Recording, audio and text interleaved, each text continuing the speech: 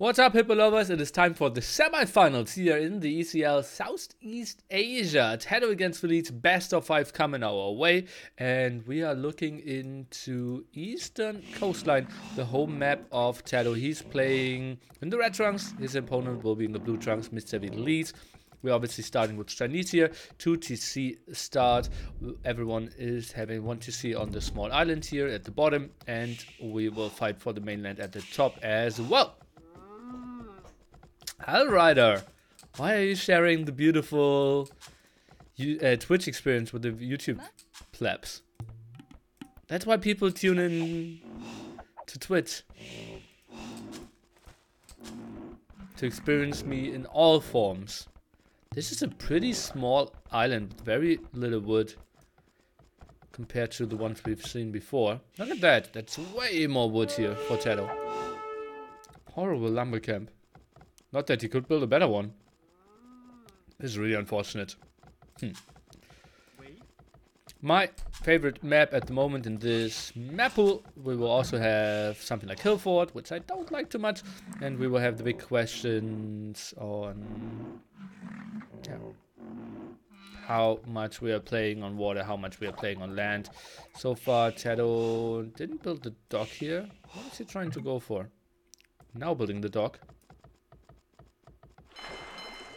At the back here. Okay.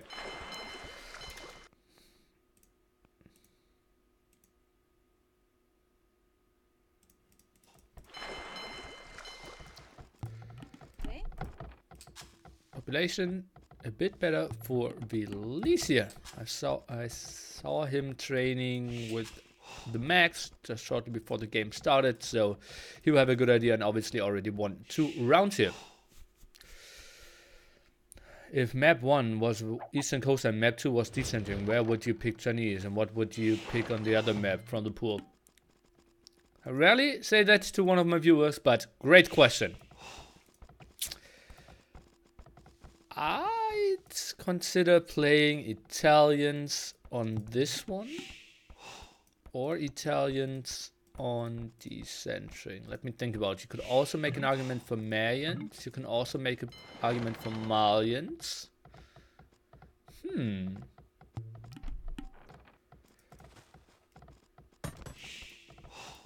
Good one. I think Vikings are bad on both maps. I think maybe Malians or Persians. Persians on decentering. Chinese on this map. I think so, yeah. I think Villese lost his scout. Looks like it. But he's already won the top. He even builds a barracks here. TaToH patrolling here, and that will be a scout. That will soon have +2 attack, even steals 2 buffaloes there. Second dog from Villese. TaToH is only playing with 1 here in the back. Fishing ship count even though.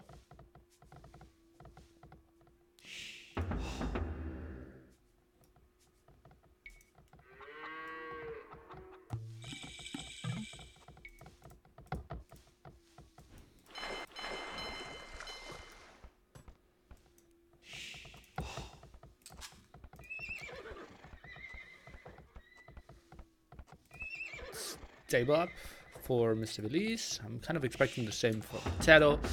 And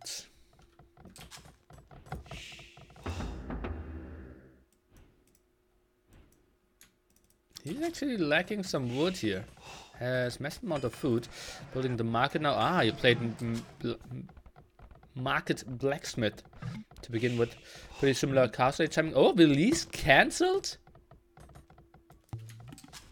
Look at that, he queued up castle over here, but realized, okay, more villagers at the bottom isn't actually good. Cancelled castle at the top, and now click castle at the bottom to have fewer villagers over here. Interesting move. Now goes for some fire galleys. I like that a lot. 3 more villagers for Villese, same fishing ship amount. TaToH, he's not going for water at all this time. Last time we contested it a bit more. What's his stance on tax evasion? Not a big fan. I'm paying my taxes. I think there should be heavy laws against that. Like, there are laws and they're trying to... Yeah. Like... Yeah, complex thing. A lot of smart people putting a lot of thought into that. Oh, look at that! Villagers actually killing the fire gully. Haven't seen that in quite some time. And TaToH, therefore, saving his fishing ships as well. The fire galley coming over, and the double dog of Villese not really paying off as of yet. And TaToH, he will be able to do some damage here on land. Bloodlines now out, and TaToH, he's playing camel aggression. Quite interesting. Obviously, still efficient against villagers, not as efficient though. And Villese, he needs to defend with camels as well. Goes for the eco upgrade here. Handcart first. 57 villagers. Makes some sense. TaToH, he could see that we have bloodlines here for Villese. Water will be won for our player from Finland. Villese. Oh, he's going for knights. So TaToH should have a small advantage. Could maybe still lose those fights. Oh, but now the switcheroo and goes for the camels himself. Monastery will block that off, and TaToH, he didn't get any damage done. Villese will be safe. We have +1 attack for TaToH. Bloodlines for Villese. Let's take a look what this will accomplish. Right click the villager, misclick twice. Let's take a look if we get one kill here. Needs 2 more hits and gets it. Not enough camels here for the defense. I like the spot for Villese, winning the water. Again, harassing some villagers. And will he get the win here? No, the villagers are doing so much damage. That's ridiculous. Winning 2 fights for them in a row now. Camel numbers rising on both sides. Villese not continuing with his production. Should be safe with that you see in the back though, but the top might be somewhat open. TaToH, now Monastery as well. Mass Camel against Mass Camel. Bloodlines now for our player from Team Secret. Trying to gain some more points and some more dollaros for the whole team here. They are looking pretty good to make it into the offline finals, and they're looking even better if we see good raids coming in like those. That will be some dead villagers for sure. As we all know, camels not the damage dealers per se. And, well, slow reaction here by Villese. Loses 3 villagers, make that 4, make that most likely 5. Solid raid here, only gets 1 volley from the TC. Good win. Is he getting a conversion? Not really. Saves the monk as well. And, well, that was a nice pull ahead here for TaToH. Now 4 villagers ahead. Fishing ship count should be, well, still even. It's so weird. Villese not getting the kills on water done that he wanted. And first aggressive castle. Meanwhile, Villese is building his first defensive castle. So, camel opening and switching to Chukunoos. Kind of what we expected from those 2 players. Any other maps where you start with more than 1 TC? Yes, Metropolis is a standard map from Ensemble Studios. Then we have Budapest, a map that was added with, I believe, one of the expansions. I'm not really sure which one. I'd say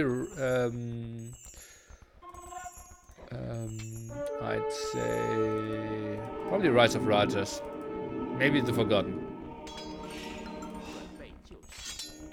Now some conversions, but honestly, camel numbers won't really matter from here on, because once we have 8 Chukunoos out, camels are basically just scouting units. Forgotten Empires? Okay.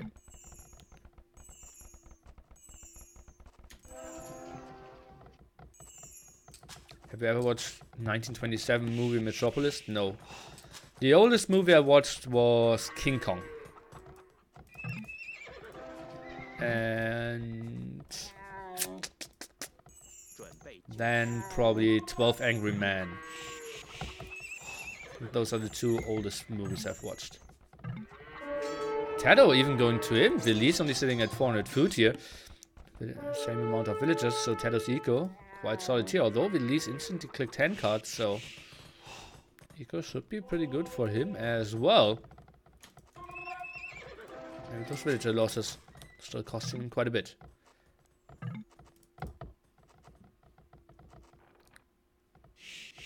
First King Kong movie, yeah, obviously. Not the Peter Jackson one.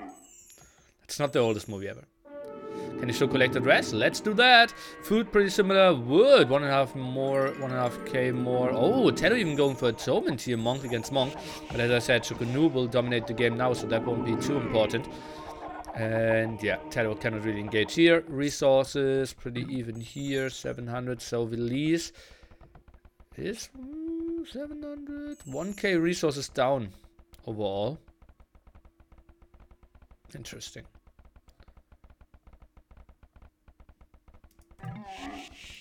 So we're clicking up to Imp any second as well. So we have roughly a difference of 3 minutes. An extra island here, not too important for Villese. And now the move in. Camels need to go back. And you can see conversions now against the Chukunus, not against the camels. And camels also focusing down on Chukunus, not really camel against camel fights. Trying to go back, and now it all comes down to who gets more traps out. We've seen that over and over again in TaToH. He already has a nice forward base and the next castle.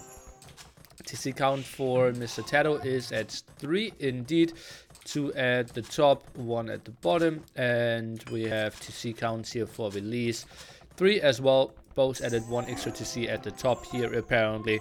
Villese with castle number 3 as well. Now in Imp is Mr. TaToH. But only 1 castle up. So that wouldn't be too sick. But TaToH, that smart guy, already getting masonry here.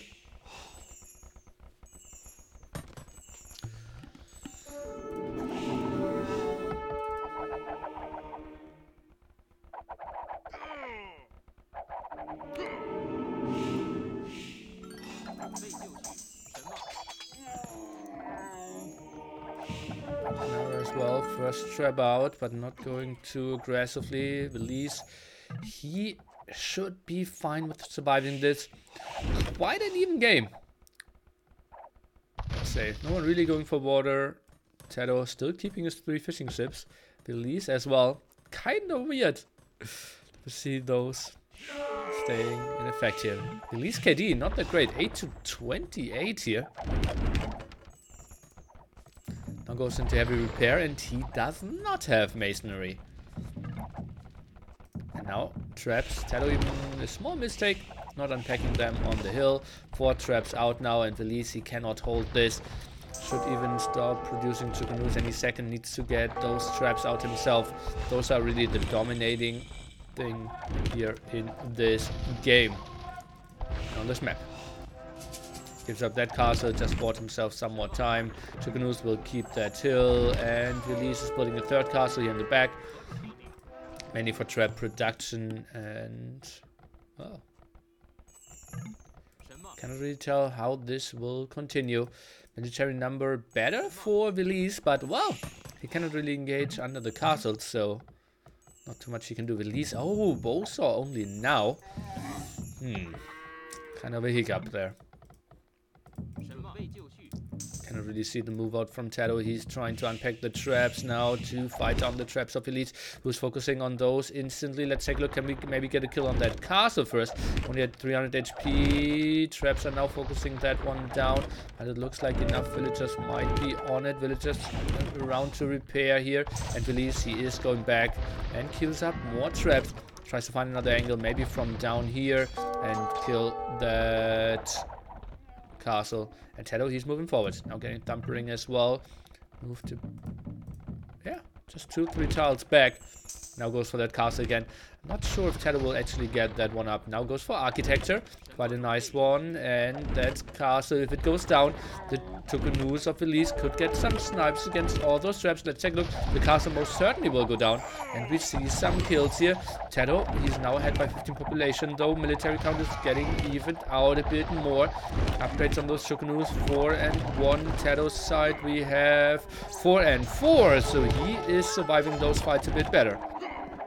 But as I said several times, it all comes down to the trap numbers, and well, TaToH just lost 2-3 here. Villese, well, he lost 1 as well. Ooh, trying to focus that trap down. Seems like TaToH will get a kill here, quite easy one. Will he get another one?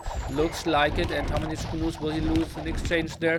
Roughly 2 HP, surviving this trap. Oh god, he needs to focus it down, and now does exactly that. Villese trying to catch up with the +4 defense. TaToH's eco even good enough to queue up some archers. Meanwhile, all the traps went down here for Mr. Villese. Some troubles for him, and he even GG'd that one. Interesting that he felt this was so over. What a tough spot. Villese going for double dog. Couldn't really do too much against the one dog. You have TaToH, those villagers getting some kills. And then TaToH, just a tiny bit of an earlier imp timing. Was enough to get the traps out. I think you can really underboom this one. I think you can go for like 80 villagers and an early imp. You don't have to go for the 100 because 2 castles and 4 traps just keeps you so safe in this one. Was he almost out of gold? No, he had gold at the top. Still this one. And his main island had a lot of gold, or his starting island. So that's not really the limiting factor there. It was simply the amount of traps and the map control that he lost.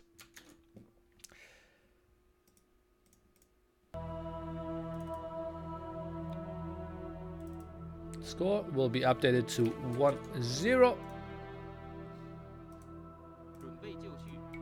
And we'll take a look at the achievements together.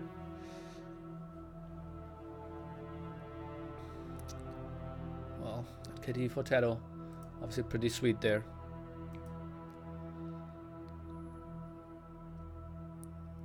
Well, resources overall a bit better. Eco were pretty close, maybe.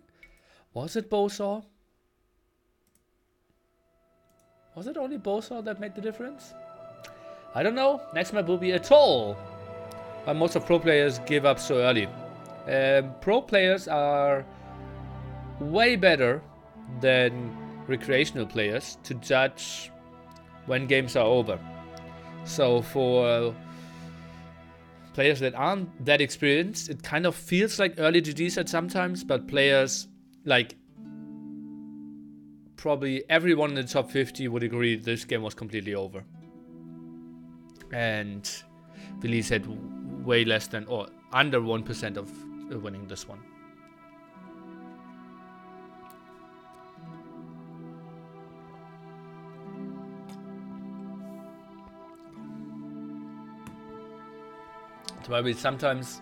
That's why it's so unenjoyable to also cast low games. Like 2 1600s play against each other, and the leading player cannot really finish it, and the losing player doesn't know that he is basically dead. Is the other semi-final going to be played today? No, tomorrow, same time though. MBL against Tim, 14 GMT, and you know what channel to tune in again. And you show the overall table at the top. Oh, you mean the standings? We can take a look into that after the series. Who don't give up so early that much? I don't really get that question. Chinese players are staying in games way longer than they should, but I can't remember a big comeback from that. So finals on Saturday? No, they will freely schedule from there on. Viper did not participate. No, we have 3 1v1 stages and one team can only send one player twice. So he cannot play every single 1v1 event. And he skipped this one. Jordan and TaToH played for Team Secrets. And we're jumping into game number 2 here. We have Villese playing Malay against TaToH's Japanese. Interesting choices here. Map number 2 needs to be out of the map pool, I believe. Game number 3 to 5 will be free choice, but I could be incorrect in that one. Someone might just inform us. But everyone who doesn't know this map, you can see it on the minimap. A lot of water to fight for. You can pass this with ship and also with land units as well. Water control will be very important, and therefore we see Villese playing with his Malay. Zupi had a beautiful game against MBL. That was one of the craziest games I've probably seen absolutely this year. Craziest game of this year. You can watch that on YouTube. This very map, Zupi against MBL. I don't want to spoil it too much. Go look back into that one. It was just super wild. Yeah, it was just crazy. Those games are live indeed. Yes. And TaToH is calling a restart on this one. Doesn't like his wood line. Couldn't really get to his rhinos. Look at that. Needed to loom, and this one he couldn't even really take. So, yeah. Quite an easy restart taken for him. He could have gotten that one, but the wood line completely blocking everything off. No chance here, and they saved. 3 more minutes to answer some questions of you guys. Is it live? Yes.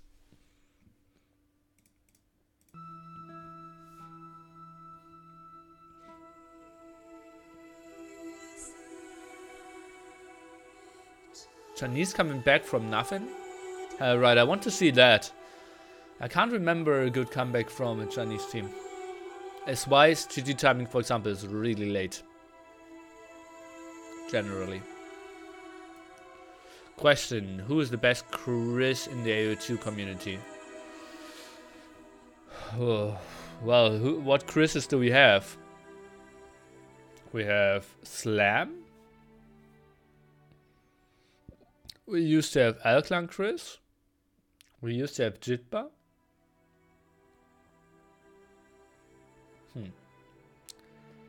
I will upload WTF Happened in February on YouTube, yes.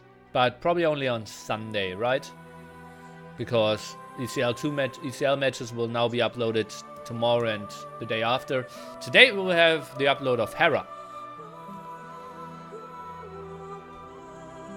Ah, Woobly Chris. Okay, I forgot about him. Zupi versus MBL on a toll on ECL? Yes. Crazy game. SY vs AM 3 to 4 hour game with the comeback was nuts. Was there ever a comeback? I don't know that SY was ever behind. Would there be an EC2 highlights video? Yes. Would you like automized in the game? Like a command to continuously produce villages until stop. Oh, no. That would destroy the game. This is good for like chilling with the whiskey in your hand and playing against AI. But competitive gameplay should never have this. Because this is kind of what makes the game special, right? So I don't like that, no. Boobly removed the stream announcement, by the way. Yeah, I know. Yes, there were a 3 to 4k score behind at some point with the threat of losing trade. Well, the threat of losing trade isn't really a comeback. And 3 to 4k score behind if it's 20k to 16k. Yeah, I know the game. I casted it. Even recently. But yeah, I think Chinese weren't that far behind ever.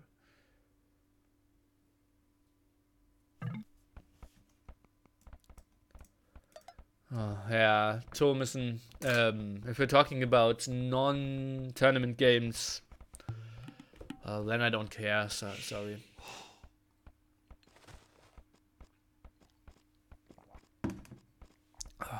Okay, let's jump into it again. Try number 2. TaToH is now out of restarts. And we have obviously Villese playing Malay here. When will some update in minor major, or where can I find it? Ay. Oh, you seem like a really nice, friendly guy, my friend. But I don't really understand what they're trying to say. When will be some updates minor major, or where I can find it? Ay. Sorry.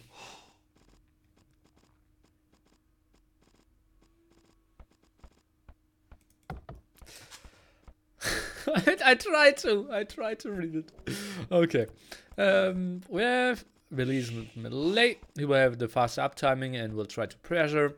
But pressuring a guy who has tank fishing ships won't really be that easy. Okay, cast, I will ask others. Maybe try to rephrase it. Like, will there see updates? What minor, what major? Those are the only 2 words I don't understand. Ah, changes in-game. Oh. Okay. Minor small changes. Ah, okay. Well, balance updates, he means, probably. Maybe a new Civ maps, etc. Ah. Okay. Well, just Google balance patch Age of Empires 2. Or someone will be so kind and link it to you. Did TaToH have a chance to scout those buffaloes? Yeah. We have 3 rhinos on this map, all with 400 food. So you will have a lot of food to even consider playing fast castle here. TaToH with 4 on wood, but one of those blocking. I'm trying to help out. Ah, it helped.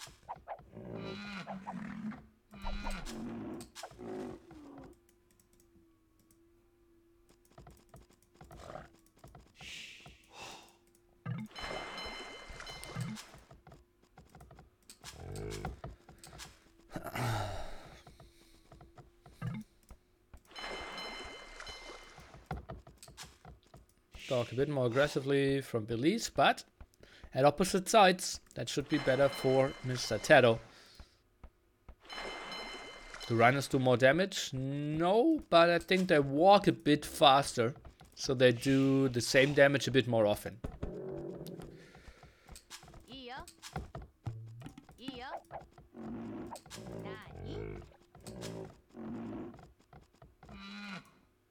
Doing some scouting here in the center, nothing too important. TaToH just getting rhino number 2, gets those buffaloes on the way back here, gets some shawfish for himself.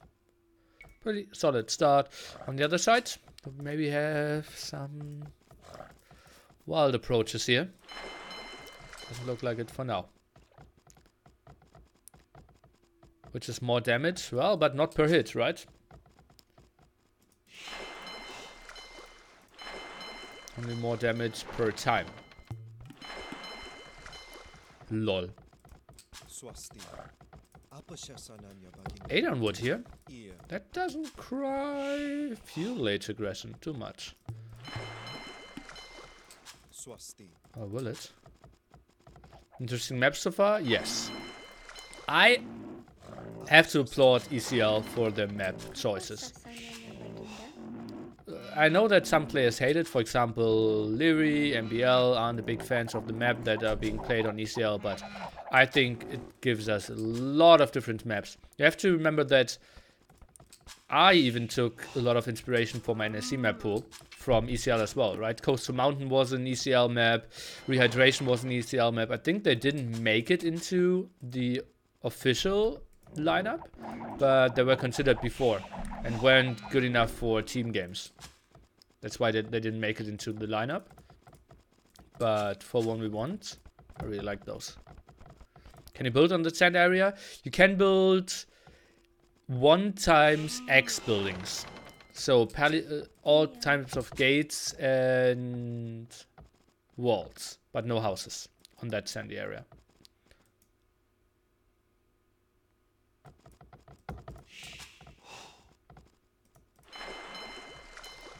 So we'll see 2 fast castle approaches here, apparently. So TaToH can actually wall this to wall off the land and wall this way to wall off the water passing. Or maybe a gate could be an option as well. Interesting that he keeps his scout inside. Quick walls this now. And both going for heavy water approach, even second dog for TaToH. This will be a very defensive game.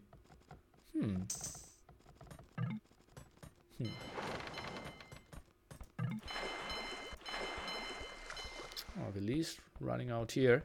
11:21 his timing. Now goes with 5 on gold. What is that villager up to? Ah, needs to build a mill so that we can later have the market up. Second dock here. Fishing ships could reposition themselves to the bit better fish. And well, 8 against 8 fishing ships, both playing with this pretty solid timing here. This will be interesting. Is that the fast castle build? Yes, indeed, it is. I think I would not have minded to see 1 more villager here from Villese. But I think it still could be fine. As you can see, he's lacking a bit of wood. Maybe 1 less fishing ship could be nice for him. But I think it will work out. Just needs to build it with 2 or 3 villagers now for blacksmith. And then he should be fine. But he's not building it. Oh, mistake in my opinion that he built it with one villager. Now needs to queue up another one. Normally you only want to build 2. This time he will build 3 villagers. And... oh, he doesn't. Oh, he does. Okay. So he could have had a bit of a bigger advantage. But it's honestly not the biggest thing ever. It's still the power of melee. And you can see TaToH, he has so many resources that he can even go for gold and wood upgrade before clicking up to Castle Age, and has all those resources as well. 2 more villager advantage now for Mr. Villese here. And that could be 5 once we reach Castle Age. Should be a pretty solid start for him. TaToH with a solid 1555. Villese with 1430. Both players know exactly what their opponent is going for. The thing is, this is the spot where I think going into galleys early on is indeed the right choice. And let's take a look.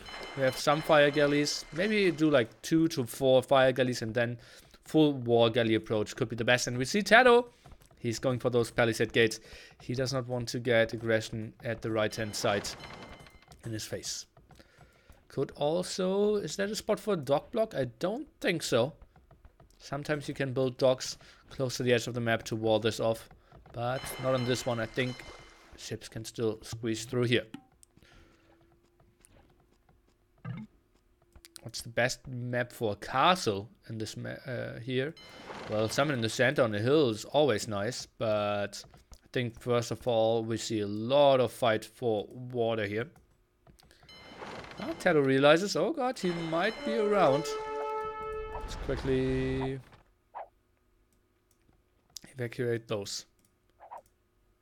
3 docks here for Villese. Now goes for the bow saw upgrade a bit earlier.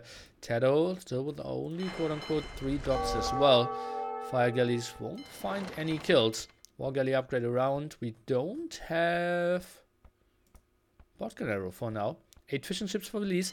10 for TaToH. And I didn't see gill nets yet. Look at the resources of TaToH. He can go Castle Age again instantly.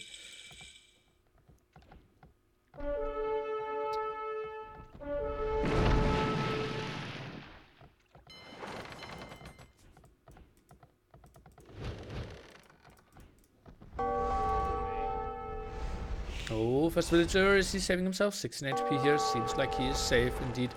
And, well, low HP Villese is trying to go back here, will snipe some of those fishing ships. Botkin arrow now for him. TaToH, he is staying on fire ships for now. Goes for gill nets, lovely upgrade, will increase the efficiency of his fishing ships here quite nicely.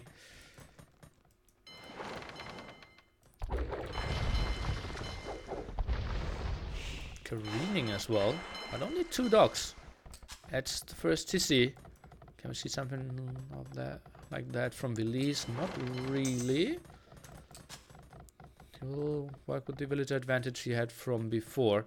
Some fire ships trying to sneak around against fishing ships here. 8 to 8 after the 2 snipes. Let's take a look what we are witnessing here. We kind of need to boom behind this if we're playing so defensively with war galleys. Now need to micro a bit. One demo round as well. Tries to snipe that one down. 16 HP and will get the kill. Nice job here by Villese, but is getting harassed down here. Survives at 3 HP with his war galley. Some more micro. War galley goes into the wrong direction. It's tricky to micro that without ballistics as well. Snipes the right hand side one, and well, 7 to 4 KD at the moment for Villese. Make that probably 8 to 4. Even builds a demo on the front here. And how much damage did how much defense did that demo have from TaToH? Quite heavy. I was a bit surprised. Is careening given more than 1 damage, 1 defense to demos? Didn't know about that. TaToH now pulling ahead by 3 villagers because he did add that second TC. Now goes for University and moves towards the center. Villese instantly scouts that nice position here. He's going for Wheelbarrow, already on his way to get a TC up here. So that's sweet for him. Could maybe squeeze in some raiding here. Lost his scout in the center, and this is still quite an even match. Somewhat what we were hoping for in this matchup here. Secret fighting to get a bigger advantage there and get some more points for their first place in the leaderboard. Suomi fighting to get to second place and maybe get themselves a spot in the offline finals happening later this year. TaToH now from TaToH.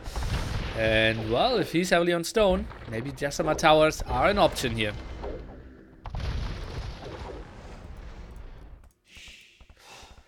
How does stone look for Villese? Oh, didn't gather anything yet. So not too soon. More galleys. Can we snipe some? Maybe micro that one back. Maybe micro that one back. Well, he's still in the cage up. Look at that. Even pulling fishing ships in here, TaToH. Oh no, that wasn't intentional. Okay, only +1 as well. I was a bit confused. Okay, what's going to happen here? An outpost rush from both of them now. Look at that. So friendly. Oh, and Villese with a sneak around here. That's going to be a lot of kills. And TaToH, he's not taking care. This is a good start here for Villese. Or is it really a start? We're already at minute 22 in this game. Monastery and Siege Workshop. Villese is thinking about imping this one. Killing some fishing ships. Still has 7 himself. Don't even know where. Okay, Summit. Shorefish. And now some more ratings in those fishing ships. Lost quite a bit. Workshop now here as well. Can we get a castle up from Villese? Would be really lovely for him to control the center. Kind of tricky as well. Villager count, really even.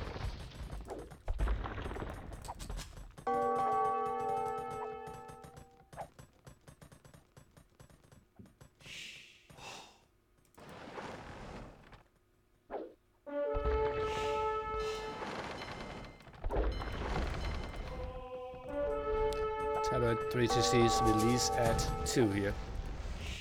Oh, TaToH with the greatest engagement here on water. It's kind of tricky with the awareness. Also playing against blue doesn't really help. Those houses? Yes.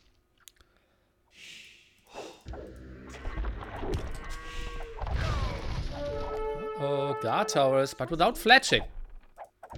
Those had fletching, that would be so much better. This one range, one more attack, and let's take a look. Can we see the repair here? 2 more volleys needed, and oh, just in time. Some more ratings here, both playing super active everywhere, and TaToH even adds another dock here. Just increases his efficiency.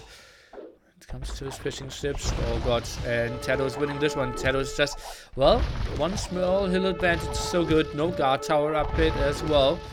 Not focusing down the villagers. Not enough stone for the castle. TaToH is buying himself some more stone. This is looking good for him, for the real pressure in the center. Some more shenanigans on the outside.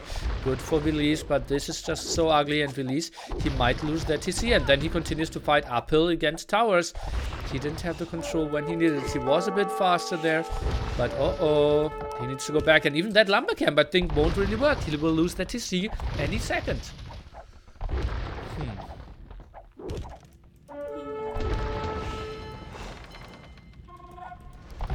He realizes that and is now going back. Will lose one villager, most likely indeed. Loses that TC. Ugly spot for him. Needs to win water.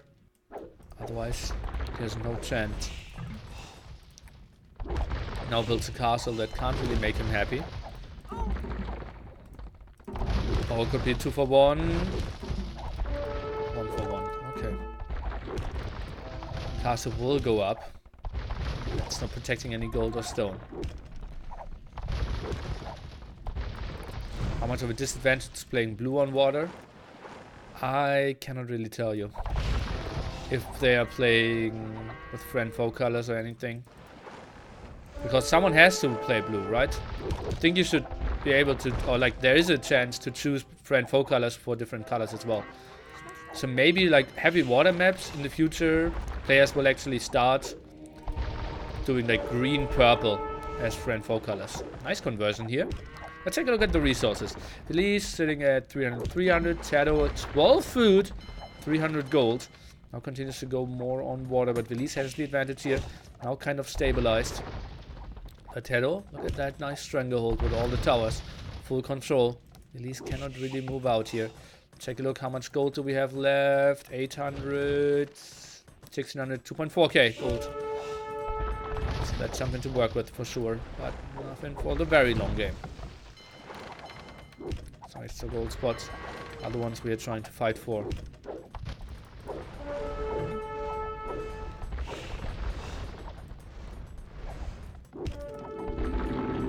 Another conversion attempt here looks pretty good. Oh no, Monk goes down. Demo could come over. TaToH, that could be a lot of damage against those demos.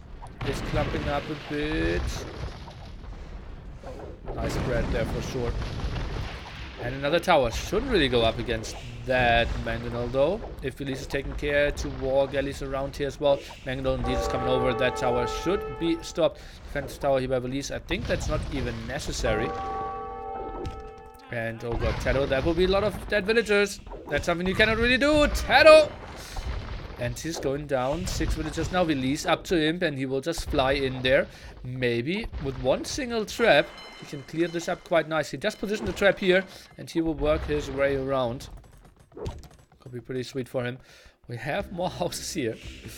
TaToH continues his guard tower rush. Still no fletching on those. Kind of a sloppy mistake in my opinion. Let's take an update on TaToH's resources. 500 food, 900 gold here. So maybe can click up quite a bit. And well, if you're Malay and you have a castle, you know what you can do. You can build harbors everywhere if you desire to. And well, that's one of the big advantages of this civilization on this map. Electricity could be coming in any second. We saw that being done by Villese, so they surely know about that. TaToH now bought himself up to him as well. Continues losing some on water. Resources, stone resources for TaToH. Oh, used all his stone on his main island apparently. And now needs to gain something here to really get his own castle up. Brace on the way. Democracy. Should be such a nice upgrade for Villese here. Has a lot of docks everywhere. Could be harbors. But for now, he just needs the traps out. Most important thing. Where's he trying to go? Goes for... yeah. Tower in the center there. Will buy himself a lot of ground. Even has enough stone for another castle. Interesting. And if he builds one here, that should be pretty sexy for him. TaToH goes for full tower defense here. And he's in some problems. Oh no! Oh no! Please don't tell me. Oh, what? Why did you try to land here? Okay. Oh god, okay. All 10 villagers actually survived. TaToH's now trying to build some defensive towers against that. Not sure if that will be enough. Some villagers being pulled in here. He just needs to right click that. That tower is actually out of range, so TaToH, that's a blow up. And only pulling 2 villagers. That castle I think will go up with 60%. If there's something happening on water, not really. Most important thing, 70%. 2 villagers are going down. That means 8 villagers are still working on it. But yeah, simply out of range. Even misclicking there, and the castle will go up. That's a big win here for Mr. Villese. And really sweet for him. Not having fletching there kind of hurt him again. Fast fire ships now for TaToH. We have Galleon on the way for Villese. Those traps are doing work here. And Villese, he has a lot of control over the center now. And TaToH, those are 2 more towers he needs to build that gets him further away from finally getting a castle. So no traps for him. And as we all know, Japanese, they don't have bombard cannons. So TaToH, nothing really to clear up all this. Oh, bought himself up some stone now. Interesting. But that castle, it's actually in range of that trap. And, well, those traps could go forward as well. Let's take a look. Villese, line of sight. Is he trying to go for that one? Yes, it's in range. As he goes for those towers at the right-hand side first. 3 traps out. Outpost here. Nice dodge. And is he trying to... no. Oh. That's a karambit could be nice. Oh, shoot! No. Some more traps. Okay, what are we witnessing on water? Galleons are trying to hold. Still no harbor upgrade. That tower is so good against the mangonel. Traps are moving forward. Karambit obviously dies instantly to a mangonel shot. And that could be a pretty big hit here. Look at that. Lots of low HP villagers as well. But he went for the trap instead of the villagers. Only got one villager, I believe. And now we'll lose this castle. Before really getting out too many traps. Got one out, but that's 5 traps raining down. This looks good for Mr. Villese. I love this game, guys.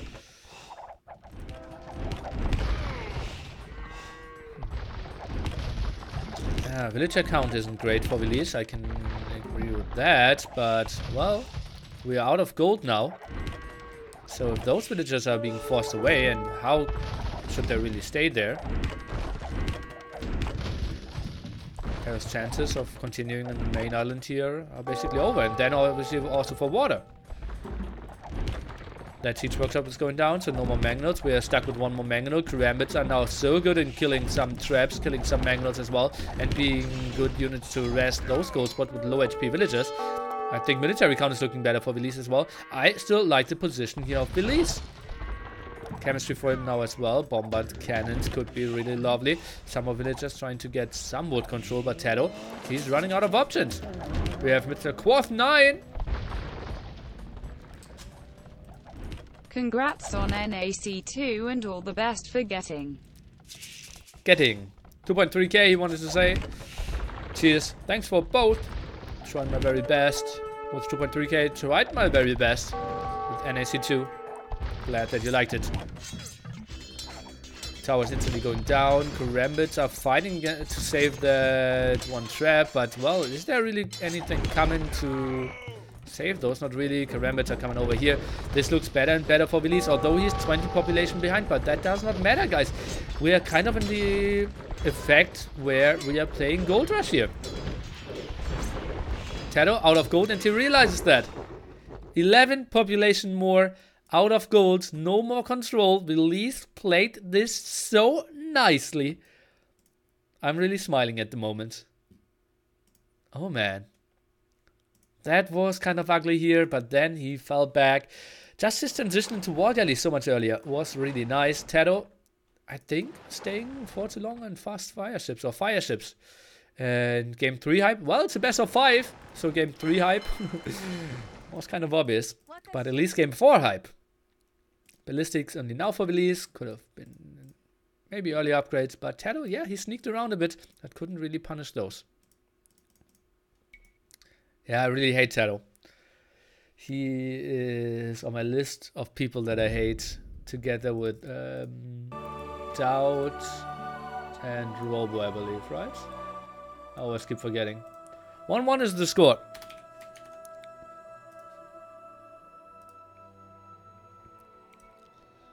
Kitty, somewhat even.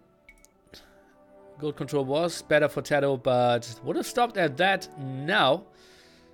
Stone somewhat even as well. Oh, well, resources gathered quite close together. Although TaToH had more villagers. But invested a lot onto water there. And a lot into towers as well. They're instantly launching into game now 3. Will be Bog. I predict a Mongols war here. Right? Or can we choose freely? How old is Doubt? I believe 32 or 33. Something like that.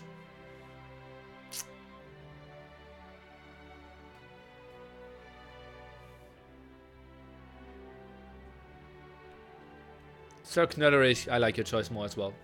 2 more minutes. I need to get a tissue, but be right back.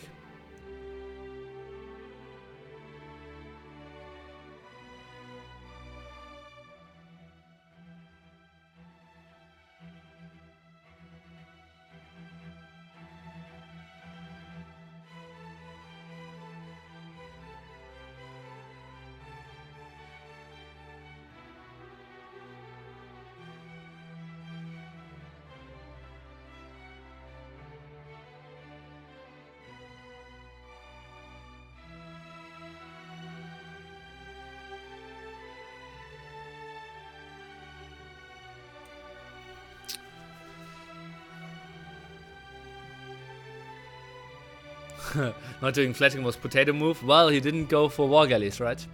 But yeah, if he went to war galleys, his towers would have benefited from that as well. So it could have been nice. Have you found viewer numbers to be up since NS2? Yes, but it's also Viper not streaming, ECL having problems. I'm avoiding T90. So, yeah. But yeah, last year Monday I had 700 viewers or something. That was sick. Like this morning 850. This morning it's 4 p.m. actually.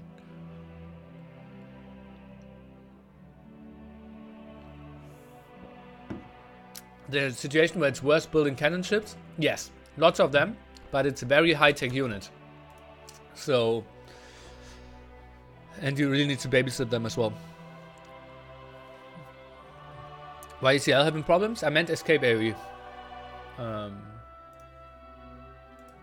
And yeah, let's just jump into game number 3. What did I tell you about the civilizations? I think I predicted the Mongols war, right? And they are delivering. I would love to see something out of the ordinary that we have seen so much. What we have seen so far is a dock opening, 1 fire galley, and both going for heavy scouts, trying to wall up the map and then transition into mango dice. That's what kind of every player went for, Mr. Villese. And, well, let's see how the maps are looking for that. Quite wallable here for TaToH. It looks pretty similar to the map he already played, right?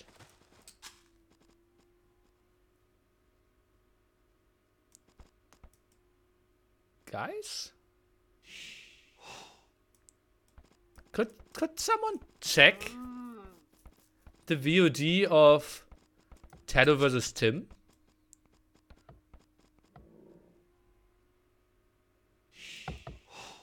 No, it's not the same map, but it looks very similar. Like a lot of indicators how similar it looks. But no, it's not the same. It's not the same. Prize pool at the right-hand side. Posted by Mr. Robo. 1k for first here, so they're playing for quite a lot of dollaros as well. And yeah, this is the time to send some of your energy, but it's not the most important moment yet, because the next player wins two more maps. Will actually win this best of 5.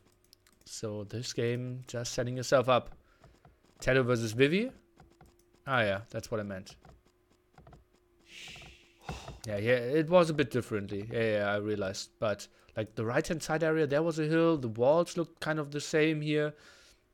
We had the same spot where you could build the mill over here with the swordfish, and we could access the deep fish. So I was like really confused on many levels. He did have the dock over here. TaToH had his, like, it felt so similar. And he's even building the same dock. Are we watching the same game again? Are they trolling me? Is this a recorded game, guys, and they just changed the players? Weird stuff. Take TaToH's second gold. You mean this one? I already showed it 3 times. Perfectly fine. TaToH getting a good idea of how many buffaloes Mr. Villese has here.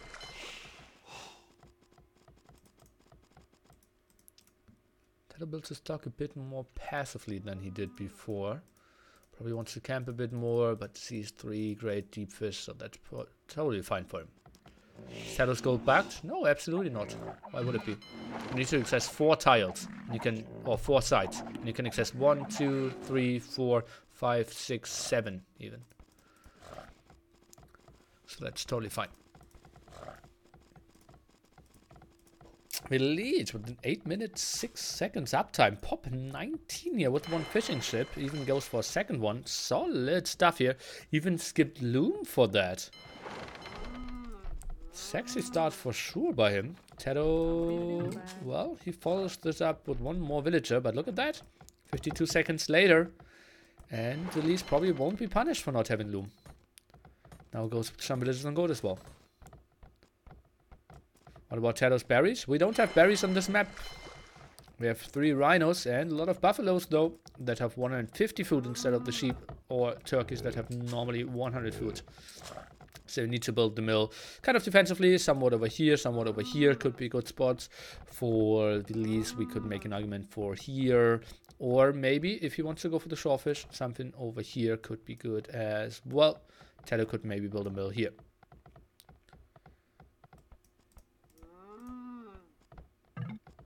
TaToH indeed is not on gold. He's going for scouts. He will build one fire galley, so he will lose the water to Villese, who will then struggle to survive on land, though. So we'll see about that. TaToH is trying to steal one buffalo. Villese is coming over. We'll get that buffalo back, and we'll try to get some damage done to the scout. But TaToH, the sneaky guy, is finding a way to be safe here.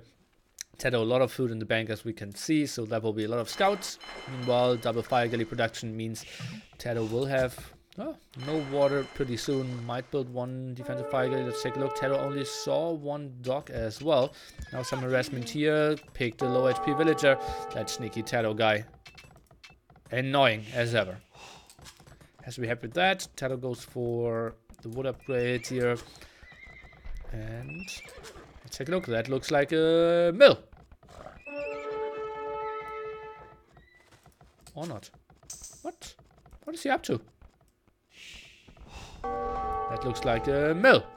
Yeah. Oh, she was confused. Don't really know what to do with her life. Now that Viper's back home. Oh, what do I do every day? Without quality jokes. Okay, 4 on gold here. And could maybe pull those a bit away. Or just transition into archers.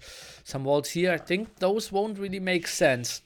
Because he needs to be safe before that. Otherwise, unless he gets those walls up pretty quickly. But honestly, scout numbers should be out very fast now. It's really tricky. I don't see Villese being walled in time. Even if he goes for the small walls. This will be really rough for him. He needs to have a barracks. Although, well, if he walls just this small and pulls 3-4 villagers, he might be fine. Scout around here, and Villese sees those. So good stuff for him. They even distracted for a small second.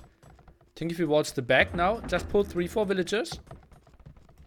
And he should be in a fine spot. Added some fishing ships, now up to 4 here. Oh, will he quick wall this one? Looks like it. Good job. Good job, good job, good job. I like how Villese is playing this. Will be walled at the top most likely as well. We'll finish that and Villese. That's the perfect approach here. TaToH could not do the damage he wanted to with his early scouts. All that is walled off.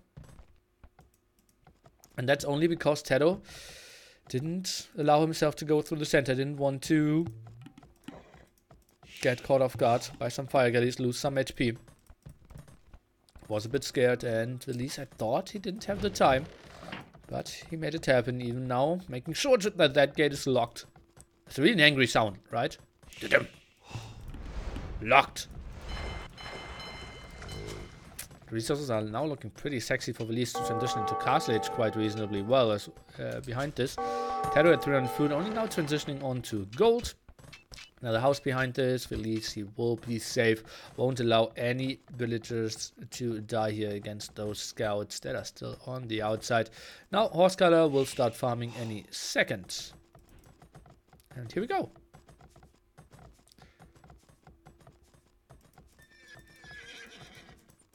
Just checking with that villager. Oh no, maybe she just tried to drop this way. Okay. Check farm numbers. Well, we can see 3 to, let me guess, 11. And we have 4, 11. Oh god. Oh god. Oh. If I wasn't live now, this would be a masturbation break. Oh, 11 farms. This game knowledge of this castle is just indescribable. Oh, I could describe it, but well, you already know. Oh, villager, will he die? I say yes. Oh, next, right prediction. After he went down to 4 HP and the scout was already there. Scouts still around. One spearman trying to scare those away. 5 fishing ships here. TaToH now selling some wood. He will click up to castle at any second. Villese a bit later with that. Could have used the market. Now goes on to a stable. So no instant stone for him. And TaToH with a reasonable uptime behind that. But he sees some villagers sneaking around. And he should know something is up. If he actually spots that is the question though. Looks a bit like it. TaToH, oh, that looks like he maybe wanted to get back onto water. Would be unlikely that he just tries to get an aggressive siege workshop up or something. And Villese, he is producing some more spearmen, trying to take a close look at what's going on here. Both playing pretty nicely here. Villese adding a galley as well, tries to rest that wood line. Lovely moves, nice abuse of the water factor at, Villese. His waypoint wasn't great here. Need to send them in a bit further. That's sloppy that he does allow that to go up. Maybe thought he stopped all of them, but one villager sneaked through, and she can make something happen. Earlier cast edge timing for her. Unfortunate for Villese. Those two spearmen a bit idle. TaToH very open though. And we have bloodlines for Villese now coming up. If he just goes for knights, TaToH can build a defensive TC, and Villese is going for fletching. Oh, he goes for CA. Interesting.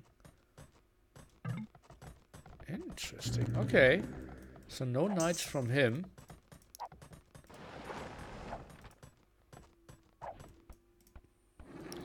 Double up here. Villese, can he maybe spot this somehow? Would be surprised. Those two spearmen, they could have done so much. Ooh, Scout is going down and TaToH is losing his one as well. Honestly, this isn't TaToH's greatest day. I'm a bit... Like, I've seen him play a bit sharper in the past. In some moves. Not saying that he's playing bad by all means. But... No but.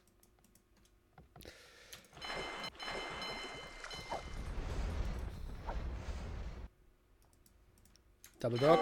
TaToH will regain water control now. Even amount of villagers, but Villese CA.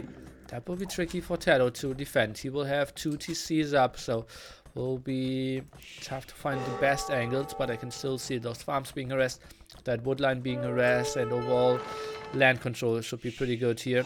Villese, well, he doesn't give up water that easily though, and is taking to war galleys himself. Still has some stuff left here, but all of those very low HP. I think TaToH will win the water. Let's take a look what the first 3 CAs can do, and they already have Bodkin arrow, so sweet stuff for them. Monastery now for TaToH. That village over here, just casually killing a jaguar and then building some more houses. More CA production. I even heard a demo. Oopsie, sorry for missing that. And TaToH of wheelbarrow. We don't know. I'd say no. And no, he doesn't. One more demo. One more fire ship. Just active here, CAs now. Let's take a look against those camels. That one camel without any upgrades won't be the most effective damage dealer. CA losing quite a lot of HP. Can we get some snipe here? One villager losing some HP for sure. That should be a wall off, and then the camel should probably get something done. Where's the rest of the CA? Being grouped over here. One siege workshop now. Loses one of those CAs without really getting anything done. Forced one camel, forced some quick walls, but that was it. One straight wall, but that will be some land aggression then. Let's take a look, TaToH, how much is he on stone? 5 villagers for now. 200 stone at the moment in the bank. CAs are moving forward, should easily get a snipe against that monk here. Cluck! Oh no, look at how many missed there. But the second volley got rid of that. Did I? Oh, monk from down here. Now the move in. Can we see the snipe? And yeah, that was still with some conversion attempt from earlier. That fight goes into favor of Mr. TaToH. Could go a bit more convincingly in his favor, and CAs, they will try to continue doing some damage. TaToH is trying to avoid those shots. What do we see? Is it a ram or a mangonel? He goes for the mangonel first. Makes a lot of sense if you are going for CA. You can damage him from distance. Oh, they could really benefit from a defense upgrade as well. 11 more villagers. We have only 2 TCs working at the moment for Villese. TaToH, how far is he away from getting to his castle? Even build a force TC here. 100 stone further away. Now fishing ships being added from TaToH. So he's ahead by 10 villagers and 6 fishing ships. Quite a solid advantage for him. But now Magnol's trying to go for the kill. That monastery will die for sure, but I think that's not really the thing he wants to focus on. Now the tower defense again. Does Villese see that? Not really. TaToH just so good in getting those tower defenses up. That complete gold spot. No gold income at all from TaToH. Tries to get more towers up, but I'm not sure if those towers, especially without fletching again, are in proper range to kill that mangonel. We get the answer now, and they are not. This one is further away even. Siege workshop going up here, going over here with the left hand side, but CA they need to go back. Pressuring that one TC is not the most important thing if it's only one mangonel. Do we see a third TC behind this? Yes, we do. 400 stone in the bank for Villese. Could go for an aggressive castle. TaToH is sitting at 130. This is getting really intensive for TaToH to hold this one up. CAs are going around trying to find another angle. 5 TCs now for TaToH, but he will surely lose that one at some point. Or will he? Mangonel here, and that could be a nice angle to attack for him. Very intense game, tough to call who has the advantage. More aggression coming from Villese on land. Fishing ship count now up to 9. It's not the most important thing. Where did a villager just go down? Oh, against that scout. Interesting. I'll build some demos. Well, let's get something done here. And yeah, that's just pretty tricky to stay aggressive if you are trying to attack with mangonels and your opponent has mangonels as well.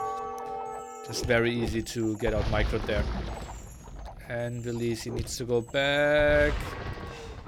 Check a look if the CAs can get something done. Kills the villager first. Can they maybe get another hit? Not really. Magnol's going back quite ballsy. Staying in there with 1 HP for so long. And CA's staying active as well. Goes back now. CAs are moving in. Can they move in a bit further? Gets the kill here. And those CAs, they will get some kills against those villagers here for sure. Although we're still looking without ballistics, I'm pretty sure. Villager count, still the difference of 10. So that stays the same. But remember, it's 3 TCs against 5 TCs. So TaToH, he is either not queuing up or losing some. Using MQ there to perfection. Military count still better for Villese, and overpopulation pretty close as well. Now splitting off his CAs.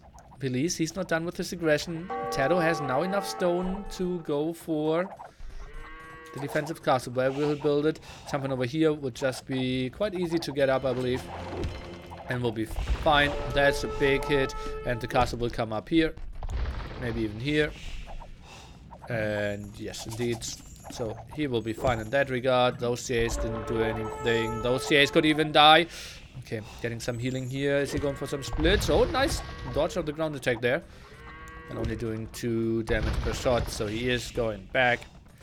Licks his wounds. Goes into some CA aggression here through the center. Uh-oh. Imagine a castle from Villese in front of the mill near the gold for Villese. Here. Well, that's not going to happen against that amount of mangonels. Okay. 3 low CAs traded off against... Oh no, 4 low CAs traded off against 1 demo.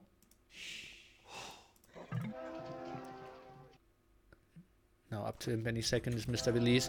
TaToH sitting at 25 food. I like the spot of Villese. He will have the traps out earlier. He will even have enough stone for another castle. So we'll build this one. We'll probably build a second one here. And his trap production will be really good. Uh-oh. I fear for TaToH. And he's building the castle in the wrong direction.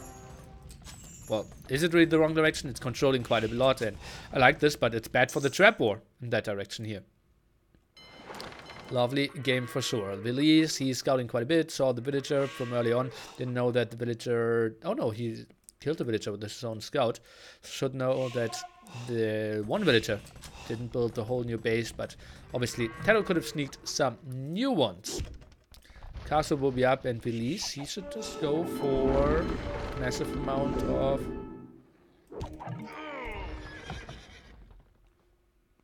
Mango dice now. Maybe some water control could be an option as well. Castle very defensively.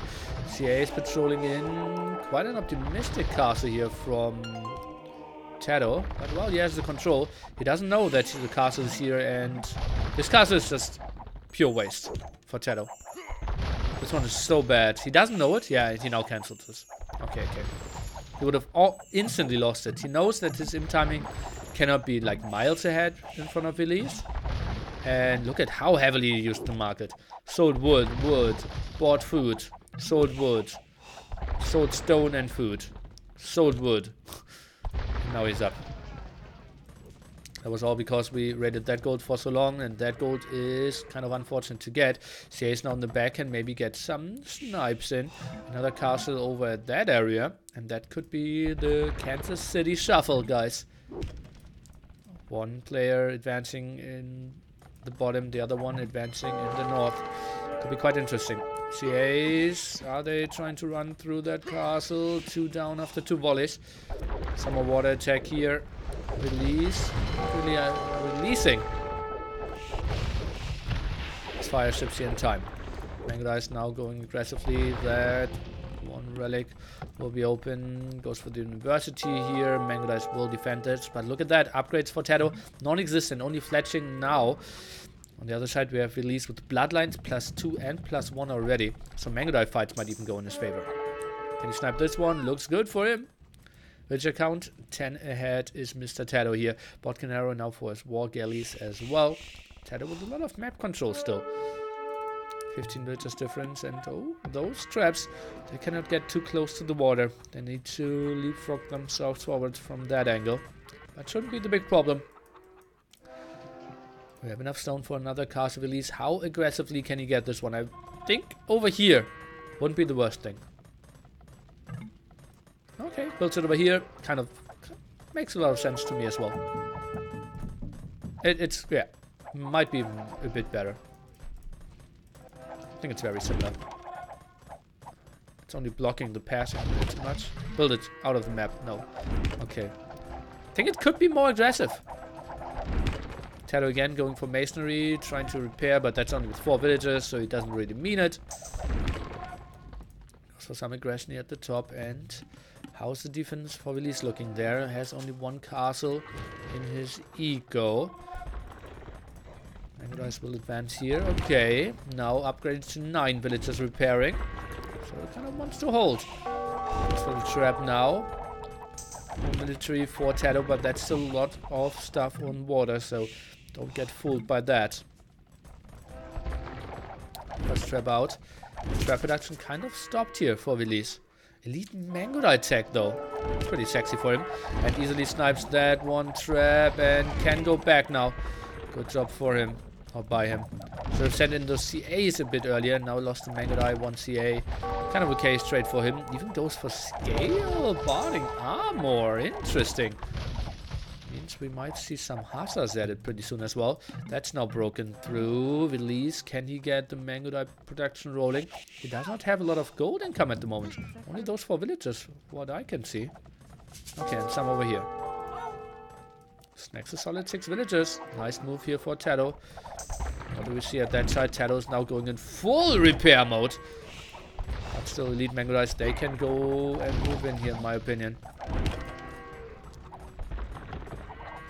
TaToH, he knows he just needs to buy himself some more time. Miziko is 30 villages ahead. He will have the advantage. But now Villese is moving in, but against all those wall galleys, that's not really what he wants to do. Preparing against 3 traps is obviously quite some work for those villagers, but he can make it happen for now. 1k HP still left. And a lot of Mangudai lost here for Villese. Now the 4th trap could seal the deal.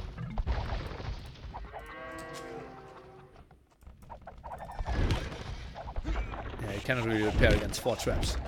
Against 3, you can kind of go for the full surround. That somehow works. But against 4, no option. Now he's out of zone, so that option is over now as well. Even tried to buy some more stone, try to hold this one. Goes for galleons, wants to use his water control even more. Some more repair here could be nice. Mangudai production now continues.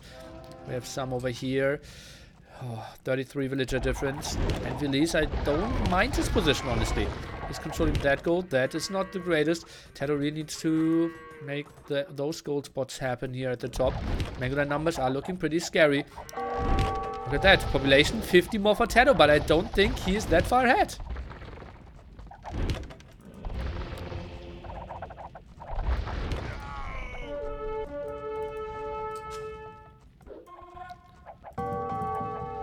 Four traps now. Oh god. He doesn't really want to go through there.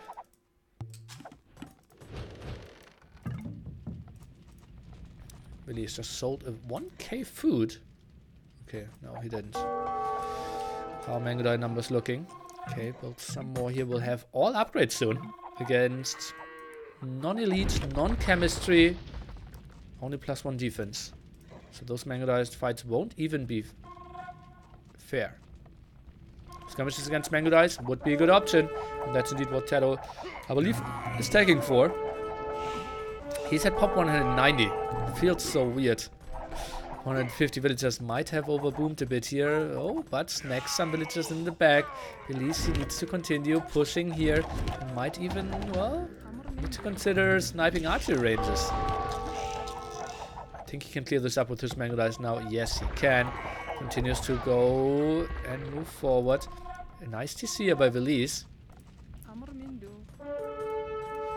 Wants to pick up that relic as well. TaToH will get cleared up here finally. Look at that, 95 villagers only. 30 of those even idle. So yeah, that's the most one-sided fight you will see this game. How many Mangudai did we lose? 8 against 1? Okay, 2. Oh, that might have been 2 for 10 for 2. And now skirmishers are moving forward. Still no chemistry on that side. No +4 defense obviously for skirmishers here as Mongols. That TC won't go up. Oh, moves in with some of those villagers. Mangudai, they have to take a fight that they don't really want to take. The castle will go down against those 4 traps. They won't go down in time here, I believe. Indeed, Mangudai, they are going back. Where are the hushes? Light cast tech is now coming in. +2 defense now as well. The castle indeed went down. Still 70 population advantage here for TaToH, but that's a lot of dead population as well. Look at those. All the ships won't do much here, but sniping down a lot of traps was kind of nice for Mr. TaToH here. Lots of control in the back there. How much gold is he getting? 3 on gold for now. Some more stone here, and well, those 2 villagers.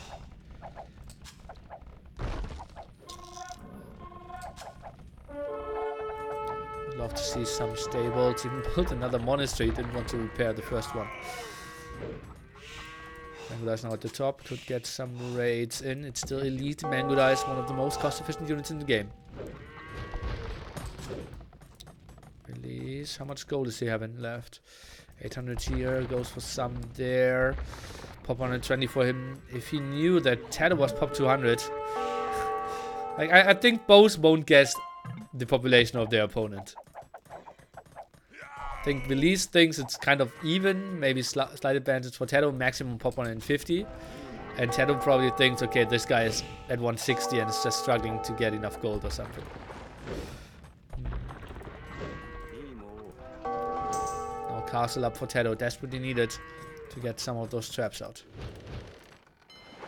Villese cannot do much. Here at the top, castle here, and you cannot really go through the water with all that water control. Harsh attack now for Villese. Only had 30 farms earlier. Oh god, another TC earlier would have been so nice. If he had those 130, 140 villagers all that time, it would be so much better for him.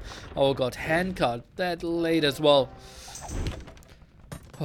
Handcart timing sponsored to you by AM. Oh, those skirmishers won't have the happiest field trip. Between two castles, running into a Hussar. Well, one Hussar alone won't do too much either. Oh, trap somewhat exposed. Oh, loses some mango dice though. Oh no, this is so ugly for Villese. Oh, losing 6 mango dice without even a single kill. Just could have positioned himself over here.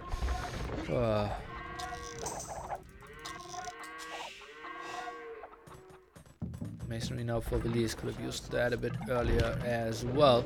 TaToH just sold a lot of resources here. What did he... Ah, elite mango dice. Okay. That makes a lot of sense. I just thought, like, didn't he have a lot of resources in the bank there? That makes a lot of sense. Now it goes for the snipe against the trap here, but the repair is real. Mango dice are trying in and try to do some damage. I think the trap might even survive here, and that was some costly hussars. The eco of Villese not that great. The cast is going down as well. And those are more and more wins for TaToH. It looks good for him at the moment. Villese with the trap push couldn't really finish the game. Water control just too nice for TaToH behind this as well. But now that's a lot of farms. Hussar production could be quite sexy. And TaToH, well, he can't really sit behind too many castles. Has, well, 3 himself, so I will take that back. Goes for Thumpering now. Skirmishers are moving forward, and well, those castles are now under danger, and Hussars against all those galleons. I would be surprised if they take the greatest engagements ever.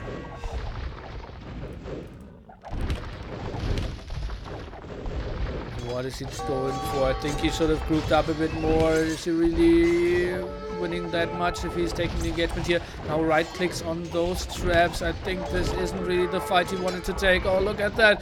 Villese, that looks just like horrible here. Look at that. The trap didn't even lose half of his HP. Okay, now he has lost more than half. Or not even 2/3 of his HP. And that was, what was it, 25 hussars or something? Pretty ugly. Losses for him.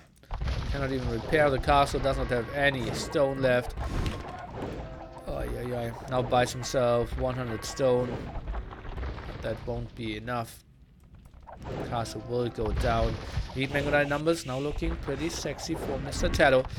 He's still sitting at 130 villagers. Villese now caught up though. Villese knows about that gold. No one who questioned themselves if he knew. And is now going for that gold. At least he still has 2 castles. 1 at home though. So Mangonite production could be an option. For now he feels like hussars are good enough. 1000 stone, no, that's just a bug in the overlay. Just shift click twice.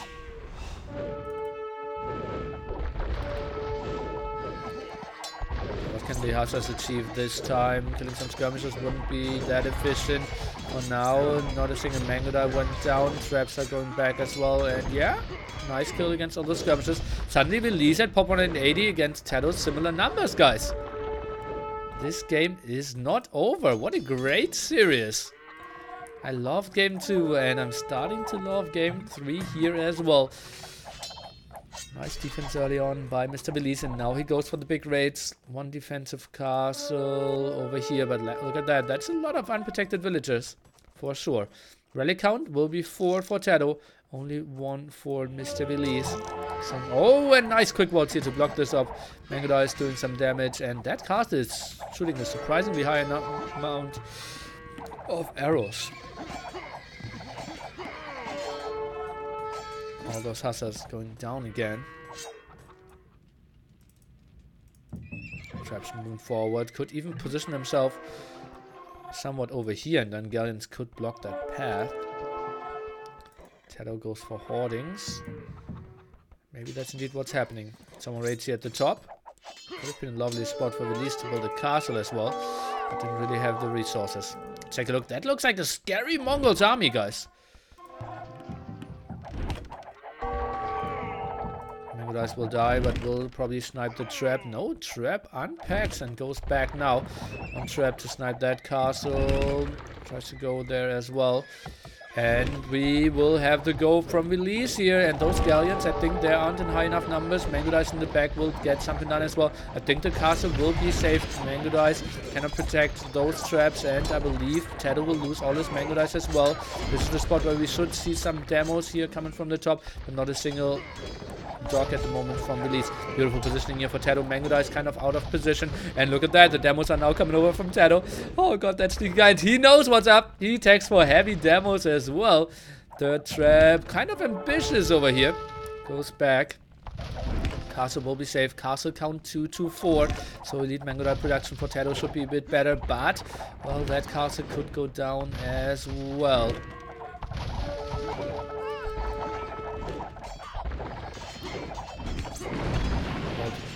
Endless population, right-clicked that heavy demo. And just send in one Hussar, could be good. We'll snipe some of those villagers. The first time ever that Villese could be ahead in villagers, but no, it stays the same. Big raid from TaToH at the top. Defensive castle will help out a bit. We see fortified wall from TaToH. Quite an interesting upgrade. Only for those walls here at the side. That's all stopped here. We don't have any siege, so not the scariest go ever. This is where we still have 2 golds to control. Traps can easily kill all those stables. Can even chop down those trees if he wanted to. +4 attack. Finally for Mr. TaToH. No Pathian tactics. And I didn't see Thumbring, although it's kind of likely that he has Thumbring. So TaToH lacking at least 1 upgrade, maybe 2. And indeed, look at that, he did cut that tree. Now Mango can kill those villagers. And traps can move forward. TaToH goes off for another block. And what an intense game here. 1 hour, 2 minute mark will be broken for sure. And both players still with full pop limit. TaToH is microing like a young god. And yeah, still the scary heavy demo hits lurking around the corner. It's a big map for 2 players. Well, not really. The TCs are spawning very close to the edge of the map. That's why you feel like it.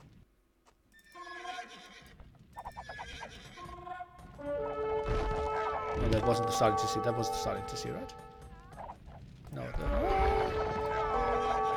We lost the starting TC, right? It was over here. Something like that. All 3 traps going down.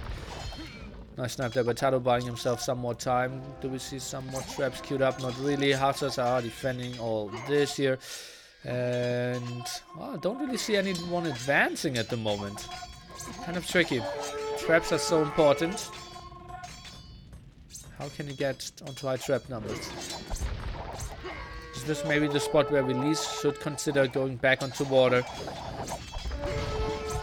Just 15 galleons himself could clear this completely, and maybe then with some more water control here he could do something as well.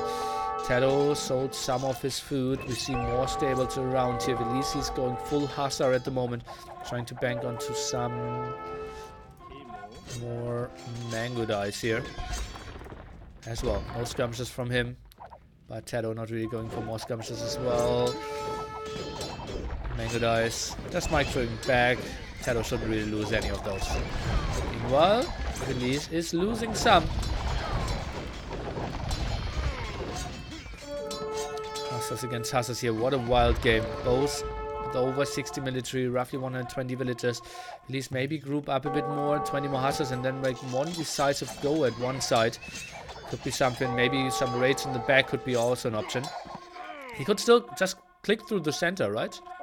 Just go through it, look at that here, and then in the back of the eco, instead of fighting at the flanks at all times. Could be an option. Just try to wall off the right-hand side and go through the center. But that's obviously easier said than done. We know more. There could be just demos lurking around and easily killing 30 Hussars as well.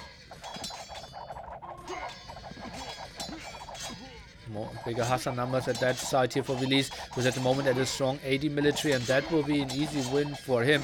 Mango in the back for TaToH need to run. Still lacking Patriot tactic, but if you do not do the upgrade instantly, it's kind of tricky to ever get that done. It's just going down there for sure as well. Meanwhile, the advancement not that crazy. Some more skirmishes mixed in here. Let me quickly see if TaToH has thumping. I believe he does have it, but I just want to make sure. And he does have it, yeah. Just lacking Patriot tactics.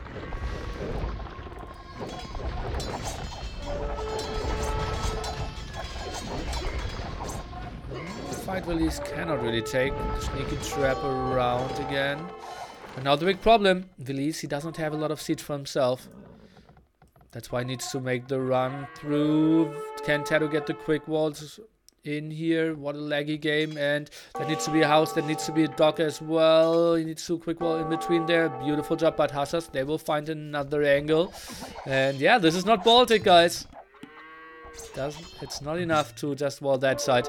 The Hussars can go through the center here. And another big go here. Can we see a big demo hit? Could be potentially a good one. Well, 6 Hussars are going down. It's not the most important thing. Mangudai is in danger here now, though. They are fine. And well, the Hussars are spreading around. TaToH at the moment at 108 villagers. That could go down quite heavily as well. I'm trying to slow down the speed a bit more. To see the game run a bit smoother. Let's take a look. Mangudai are advancing. I still would love to see some water attacks here from Villese, but maybe it just feels like Hussars are doing the job well enough. And TaToH, well, he did a good job of defending those. Look at that. Overall, only went down 3 villagers. Maybe lost some more, but might have even started to produce some. Even actually queues up quite a lot of villagers. Has 95 military at the moment. Interesting. TaToH at 1k gold. Villese, meanwhile, sitting at 82. We're still fighting for the extra gold spots here at the site. Some more control over here now. Well, how do you get an advantage here? Big Hussar numbers, maybe. Okay, TaToH at 95 villagers now.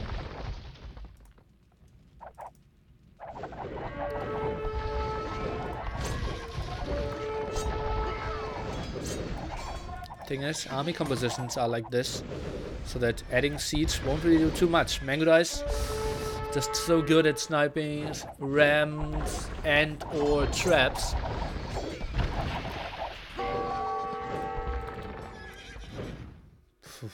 First to get siege ram wins? I'm not sure, guys. I don't think so.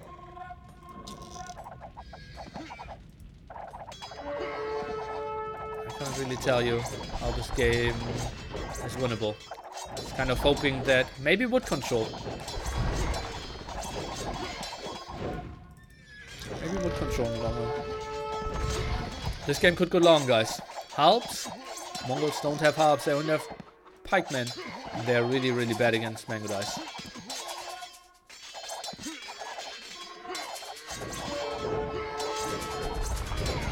Well, farm raiding, we saw one of those, but we have defensive castles from TaToH. We have a lot of TCs, so that won't be the most efficient thing. Wood control for TaToH, quite solid. How much wood do we have here for Villese? Okay, here's enough as well.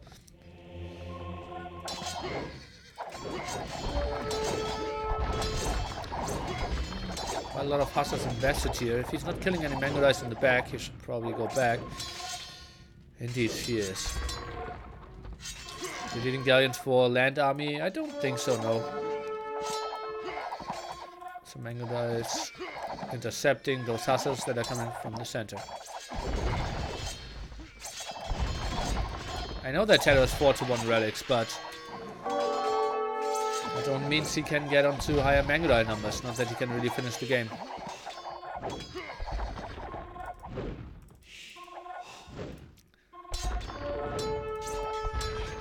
Can just get onto a lot of Hussars to try to keep those Mangudai numbers down.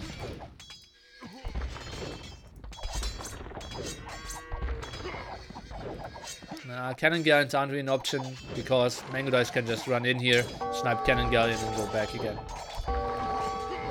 Cannon galleon is an option if we had Baltic here, but since all the units can go through the center, just way too easy to snipe those. Some more raid attempts, but TaToH is behind it, so that won't really happen. And well, some Mango is left alone here. Villese will take some snacks here. He'll get a trap for himself. Monks for healing Mango Dice. Guys, you have a lot of good ideas, but also that won't really work because Mango Dice are just moving in, moving back, moving in, moving back too much. And Monks cannot keep up with that. You need to have like 4 or 5 Monks. And kind of need to have them in their own group. I think once people get better in this game, Monks will even be used more in Imp. But for now, I think players are pretty much at their macro limits.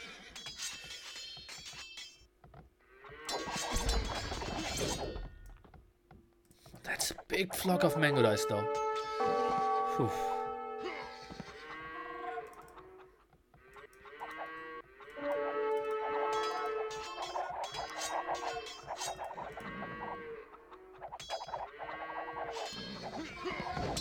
Maybe TaToH's winning this one with the relic control and all those Mango Dice.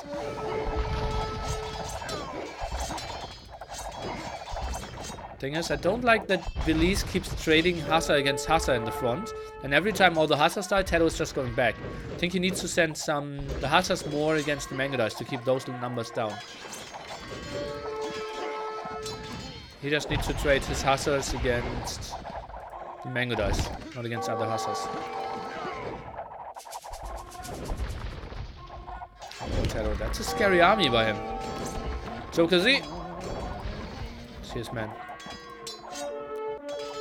More Hassas here. They just need to go through the center. Do we have a full wall up here? No, not really. Hill control still for Villese. TaToH has one fishing trap. No. One fishing ship. Ah, okay.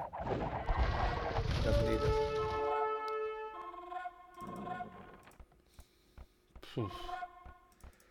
Some Scorps plus Harps. As I said, we don't have Harps, and Scorpions are a unit that needs to be messed up as well. I think both players are going for the ideal army composition. I think both players are playing it right. Villese just did a poor job of not securing that relic here at the side. If it was just 3 against 2 relics, he would be totally fine. This way, he might be somewhat on a timer. 60 military at the moment to 90. I think he needs to mass up, and then, well, he doesn't really have the greatest skill advantages either. Hassa production fully queued up, maybe some more stables, and indeed he's queuing up or building more stables.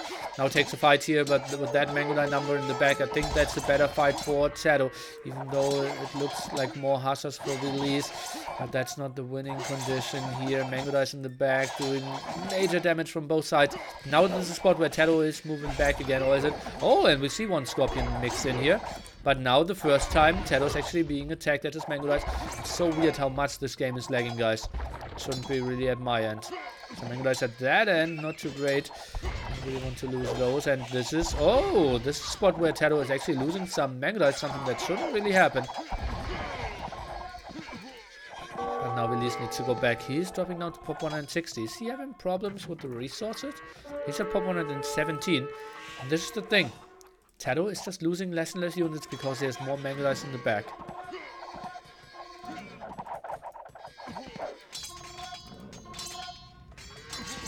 KD, better for TaToH.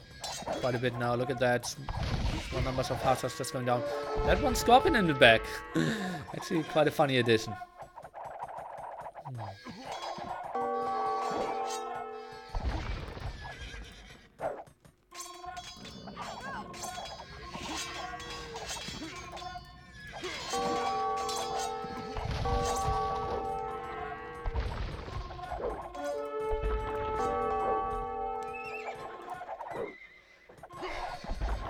Overall gold collected, 5k more for TaToH.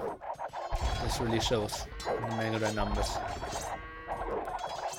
Food a bit more for Villese. Wood significantly more for TaToH. Stone a bit more for TaToH as well.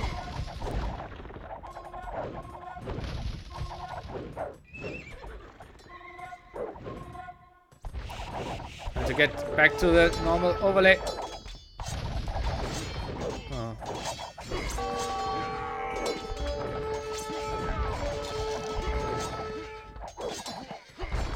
Mangodai still camping on that hill. If it wasn't for that hill, I think Villese couldn't really hold this one. Simply because TaToH doesn't really want to commit. And we're back. Hussars here, some ratings in the back, all stopped as well.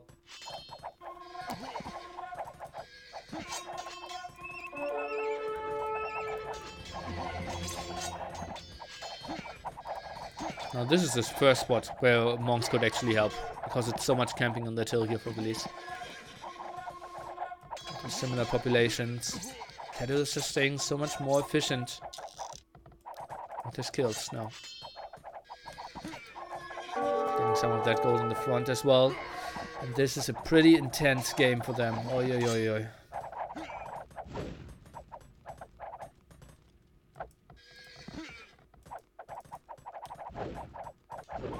Can't really tell you what the winning condition for Villese is though. The moment he is more playing like, okay, I don't want to die, instead of, okay, I know how to win. And some of the galleons. Villese should have dumping, yeah. I'm pretty sure.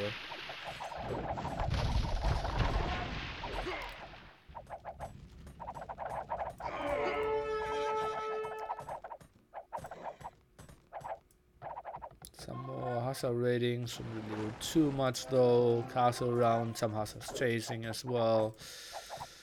Uh-oh, don't tell me Villese is getting impatient here.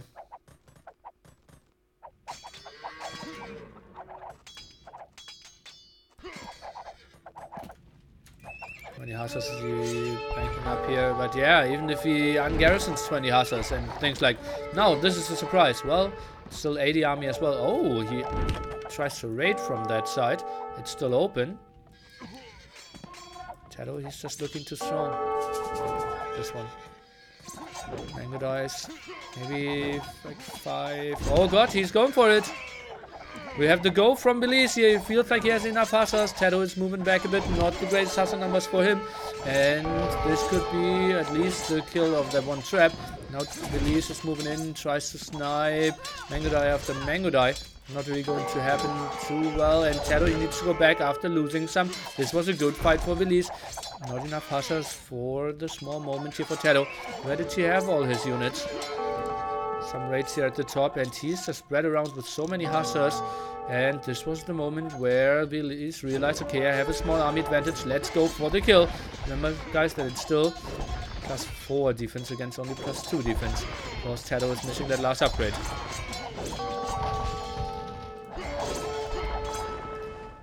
Now, tight choky area again. Villese needs to run back while getting some raids, but that's all defended. Oh guys, I cannot really tell you how this game is going to end. Let's take a look at the wood again, and that looks solid. We still have enough wood control over here as well. Villese, he kind of looks stable. Same for TaToH. Some small amount of gold left.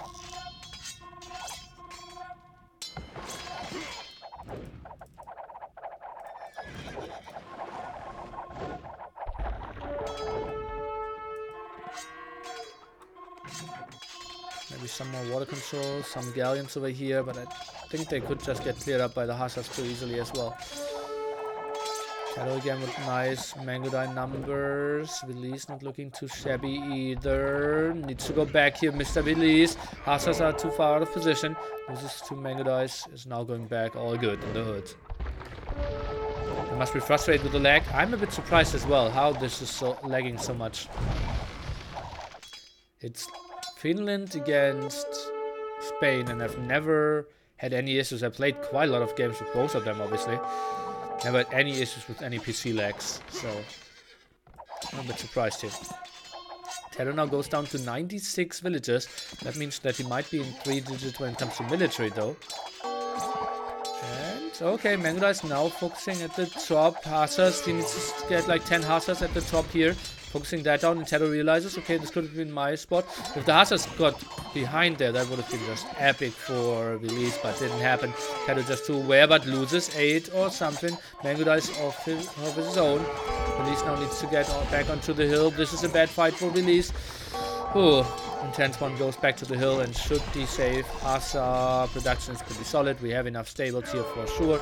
Those villagers instantly get intercepted. 180 population for both of them. Again, guys. TaToH, he will break the 100 military mark any second now. And there we saw it for a small moment. And, well, this will just continue. It's all about map control now. And 2 is controlling more wood in the long run.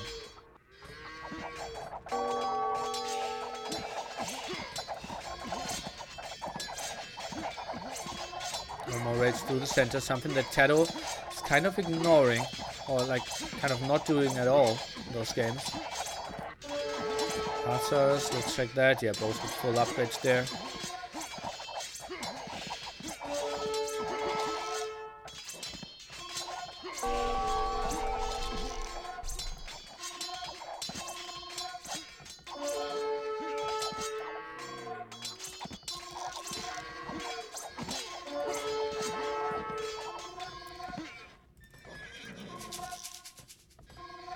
Sick game.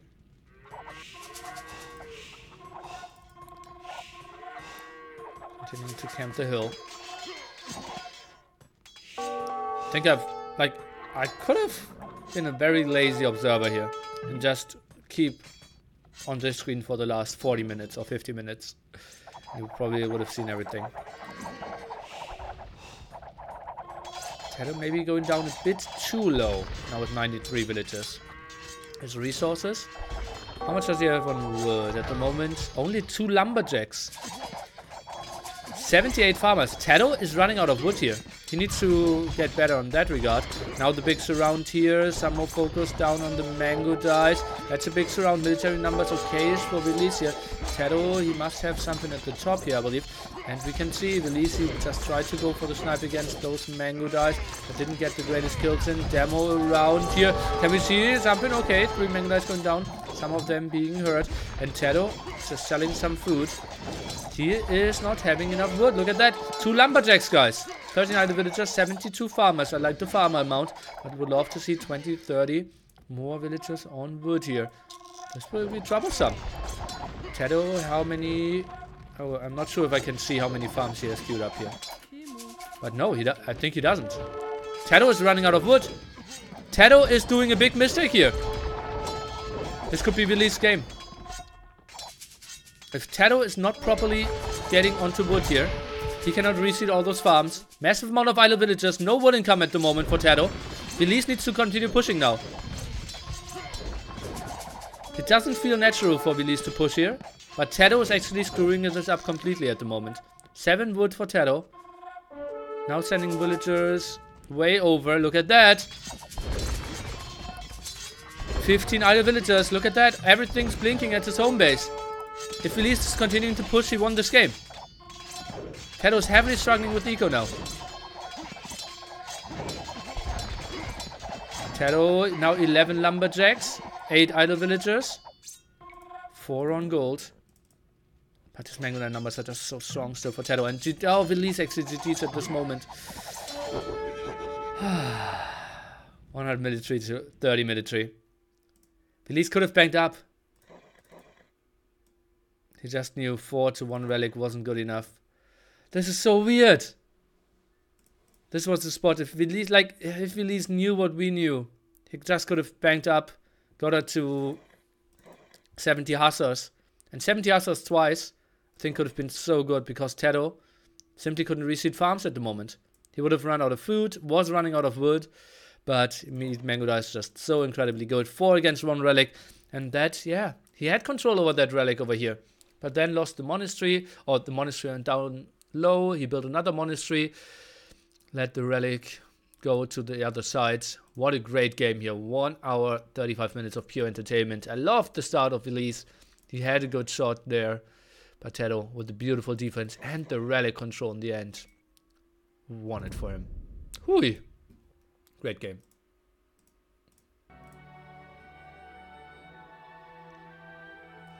TaToH with a better KD, with all his elite mango dice in the back. So much easier for him to fight the hussars there. And yeah, the raids in the end of Villese did pay off. He killed all the wood villagers. down to 2 wood villages only for TaToH. And he completely ran dry there. If Villese only knew that. I think he had a really good shot here. But that's information he can never have. And if TaToH's just playing it smoothly, it was 30 against 100 military.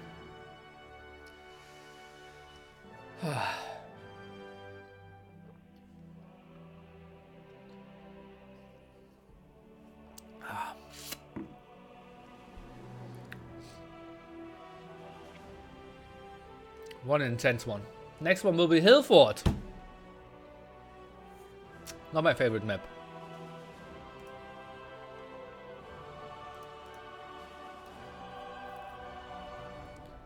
Whew. Did Villese also get raided? Why he produced more army? What? I think he didn't get raided, no. He just invested everything in that one go.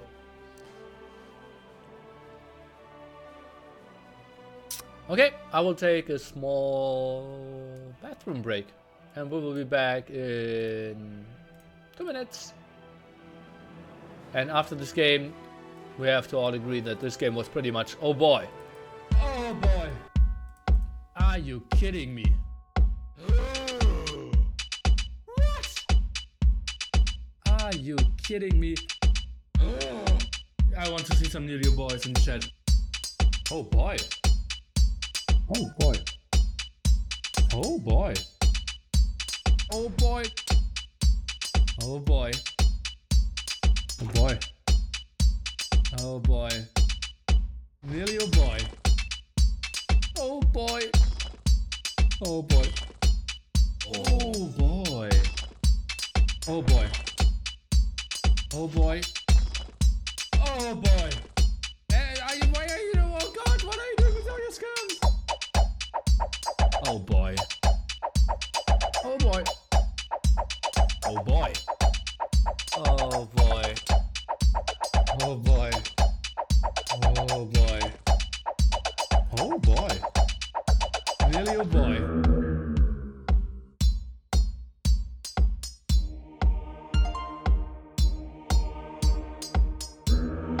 And then they ask me like, who's your god?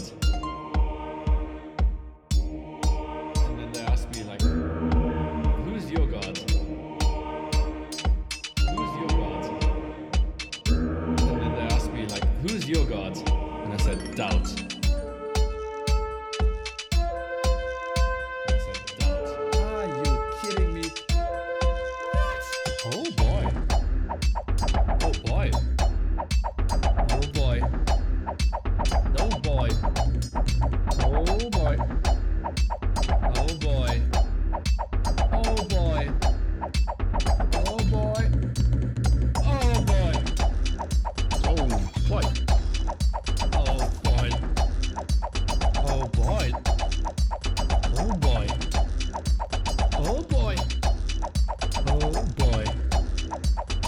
boy. Tim against MBL is scheduled for tomorrow, 14 GMT. TaToH did in the end not have Pathian tactics. Thanks so much for all your Nilio boys in the chat. And oh my dog, it's only oh my dog. I thought for a small second that was Grub Logan. Chat is sleeping. Yeah, it wasn't the most active ever. But maybe they needed a bathroom break as well after this one. Maybe some people thought it's a best of 3, but oh boy, it's a best of 5. Hillfort will be next. What about Jordan? What about Jordan? We will jump into it, and we are looking into a non-mirror matchup. Britons for Mr. TaToH against Malians for Villese. Interesting one.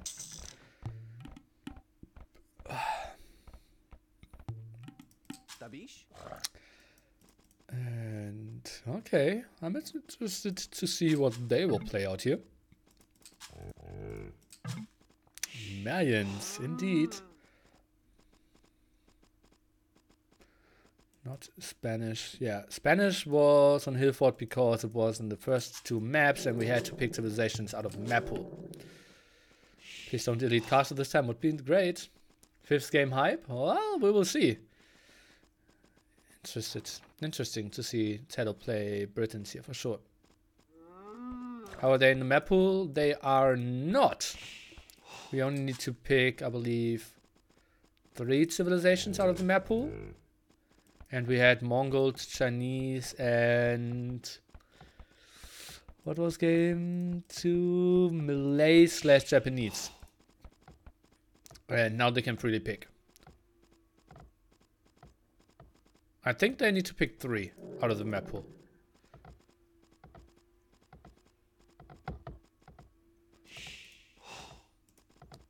At least that's what I believe.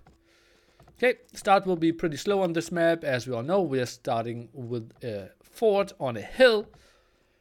And surprisingly enough, the map isn't called Fort Hill, but Hill Fort.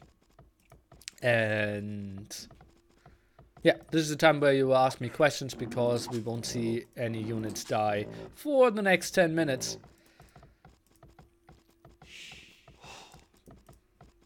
Maybe some questions about my life. Maybe some questions about this game. And it will even take 4 more minutes because Villese is taking a restart here. Maybe let's take a look at this one together. Why he took a restart. I'm a bit surprised. Had defensive stone, gold, solid wood lines. A reasonable start.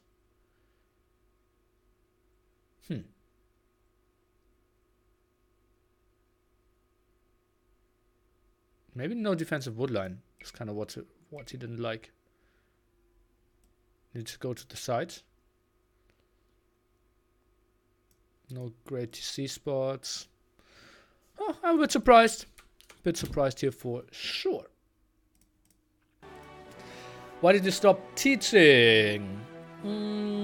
I felt like waking up that early. It wasn't really my cup of tea. The burnout colleagues weren't really that great. And this is life. And I kind of wanted to do both, right? Stream and be a teacher. And I see myself getting back into teaching in 10 years, but I don't see myself getting back into streaming in 10 years. Why do you like hippos so much? I don't. What player deleted Castle? Yinghua yesterday against MBL. How could I have as cool life as you have, Nilly? Just do the same stuff and live the happy life that I do. Quite easy. Is what everyone at the top says, right? Money doesn't make happy, says every rich guy. Looks don't matter, says the model. I don't know where you're at, what your ambitions are, how motivated you are, how talented you are. If you want to do the same stuff I do, just go the same path. Start streaming and go try hard. Do you have impact on balancing the game? Yes. Today I asked Spring who's better, you or him, and he said that you are not his level. He said that it's not even comparable, so I would advise you to play him and kick his ass. Well, like, on Arabia 1v1 he's better, on everything else I'm better. So it's not really comparable, yeah. What were you teaching? Primary school, math and social science. How do I get Hot Girl to like me? Depends on how you look and what your qualities are. Show her your qualities. The final will be this. What? The final will be the NAC2 semifinal. I know what you wanted to ask. You think MBL versus TaToH? Potentially. You have nude food at home and it's Sunday. You have agreed to no fast food restaurant challenge. What do you prefer? Starving on Sunday or going to Lidl on Sunday, Altona Bahnhof? No fast food restaurant challenge. Well, I can still deliver that isn't fast food.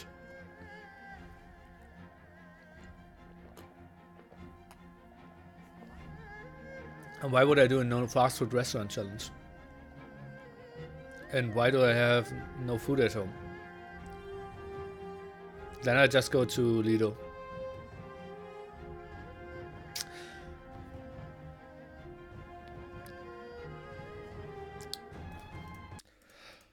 Villese again, Malians, Red, TaToH Britons. What will you do after you are done with streaming? Will you go back to teaching? My plan at the moment is good to go to prison.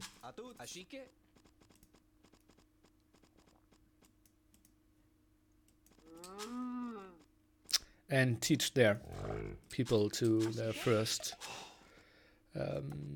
like education.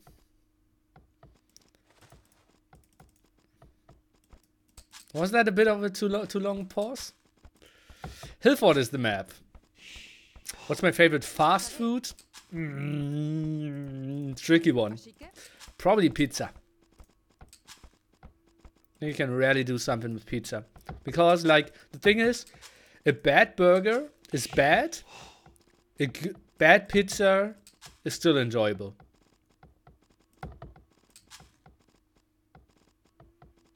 Yeah. Where's Viper? He's back home. He will start streaming soon. Pizza with what toppings? Okay. I have to state this. I am not pregnant. Right? Just to say it before. I'm not pregnant, guys. But my favorite pizza is at a pizza place that makes, in my opinion, the best pizzas in whole Hamburg. Pizza Orientale. It's honey, cinnamon, and banana. And I always order with extra banana topping. And it's so incredibly good. And people hate me for it. And then I will give them a slice.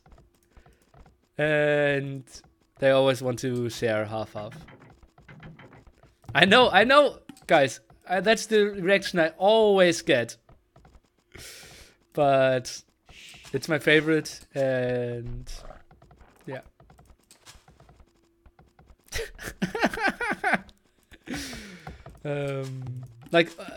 I'm not surprised, guys. As I said, people always get weirded out, but every time I let people try it, people say like, wow, it's so much better than I expected. She's in danger. Okay, 10 HP. Loom really helped. Are you sure they're not pancakes? Yes.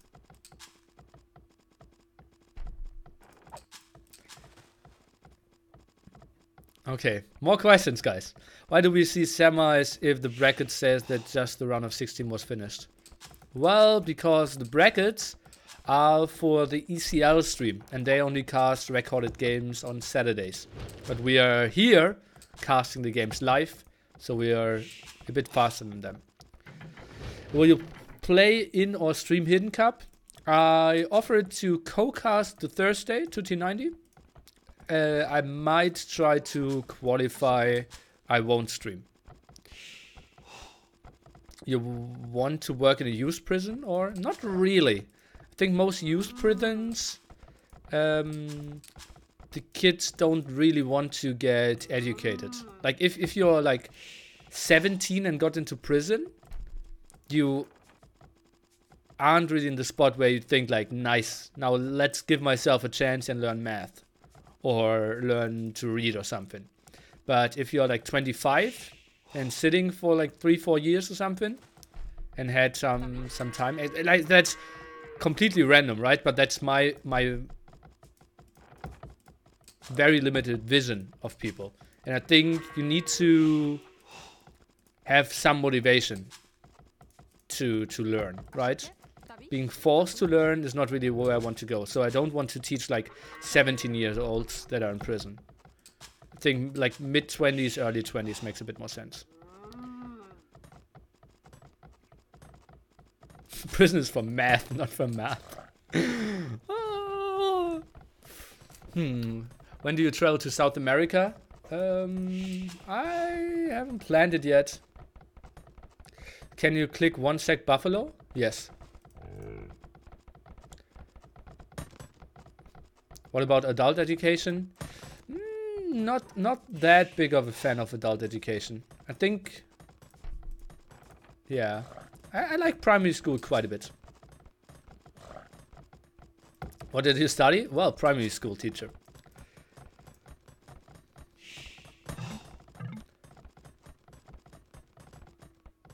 highly suggest to going to Buenos Aires. It's so cheap there. Well, I can just ride with the bus one station. It's super cheap as well. It's so cheap, Ashley. You have to go to Gerichtsstraße from Altona Bahnhof. It's so cheap. Do you think A2 can teach something to children? Yes. But I think most things can teach things. So that's pretty random. So TaToH, that looks like a Longbowman build up to me. Same for Mr. Villese, and TaToH, if he is playing the same pop, he doesn't have Loom. Indeed. So both pretty greedy build ups here. But they are fine on the hills. Could you see yourself living someone out of Germany in the future? Well, not if I'm a teacher, because I think I only can teach in my native language. But for streaming, I'm considering, like, when it gets cold here, like September, October in Hamburg, to just move 2 months to Barcelona and stream from there. Like, during the day, chill at the beach, play some volleyball, and in the evening, just stream some. Barcelona, my favorite city, so that would be lovely. But I wouldn't really know why I would long-term commit. I think I'd get like a big apartment and just have a lot of people stop by. ¿Hablas español? No, señor.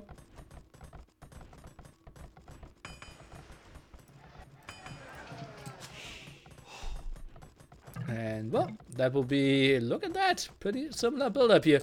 2 second difference, transition into 1 second difference, 1 villager too few. Okay, now we have 5 on stone here for Mr. Villese. When I'm not good at math, I can't become a pro AE player. Very little relation there. Yeah. You don't need a lot of math to be good in Age of Empires. Obviously, being good at math correlates with intelligence, and being good in high-level strategy game correlates with intelligence, but can be intelligent and bad in math, and then good in Age of Empires. So it's like a fake correlation, in my opinion. So, yeah, follow your dreams, regardless of your math skills. Okay, guys, Mango Dice against Longbowman. Mango Dice, oh god. Plumed Archers against Longbowman. We have more range on the Longbowman, more mobility on the Plumes, and I believe 1 more pierce armor on the Plumes. Castle, pretty standard spot. Oh, look at that. At least doesn't really know where his opponent is. Wants to be protected from the edge of the map. Actually, I'm planning with a tournament where this would make a lot of sense. Where you can send a unit in here and it comes out at the other side. If it wasn't with wood. But we will do it with Arabia. So you can send it in here and comes out over here. So walling will be way tougher.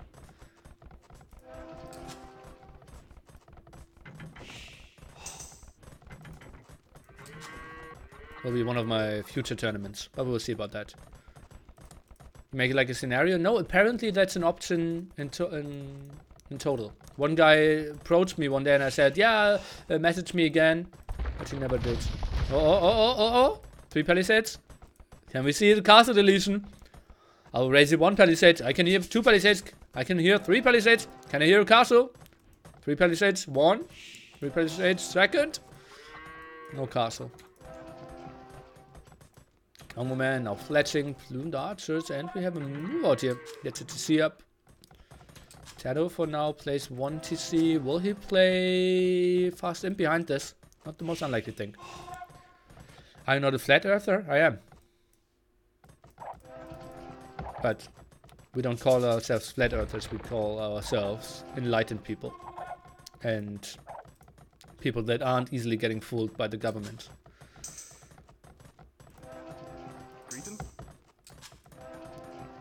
Like, there's literally no proof that the Earth is round. But, well, that's another discussion. University now? Britain's here or Mayans better? Well, most people would say Mayans, right? I don't ever see Britons being picked in those scenarios. Greeting.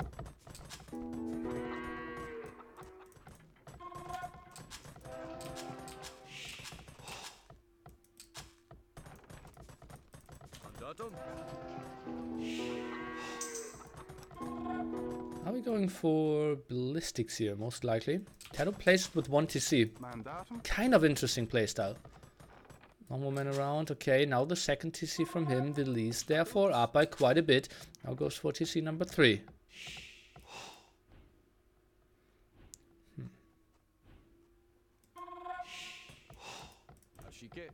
These can't really find any kills as well. TaToH, that's actually quite interesting. Well, he had to scout around. TaToH, does he see anything? No, he doesn't. He should see that this one is taken.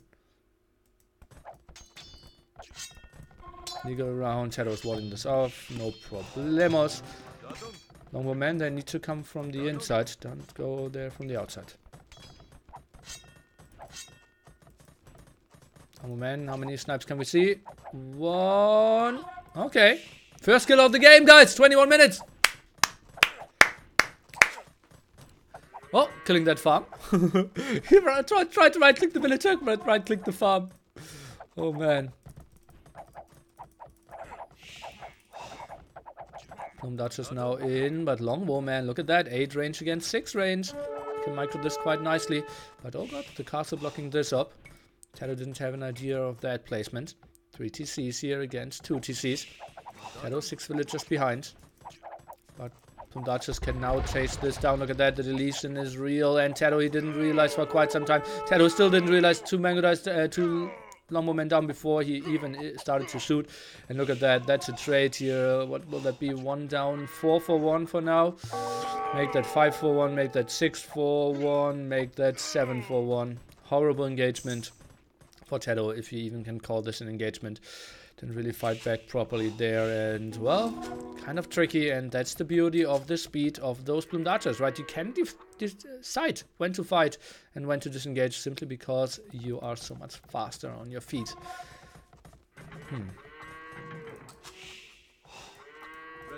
TaToH even banking up for another castle, now goes for Town Watch. Didn't see if he actually clicked ballistics. I think he has to, right? Yeah, that castle looks pretty solid.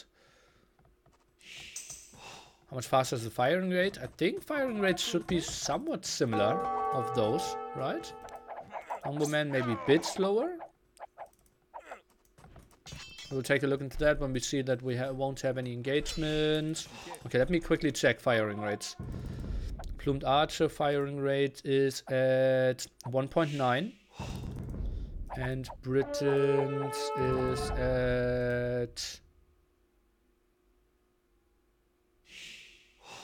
Where is it? Oh. One moment. Huh? Attack rate 2. Okay. So very much the same. 1.9 to 2. Ah, yeah. But, well, Mayans, they have Thumbring, right? And Britain stones. So that could be the big difference. They don't.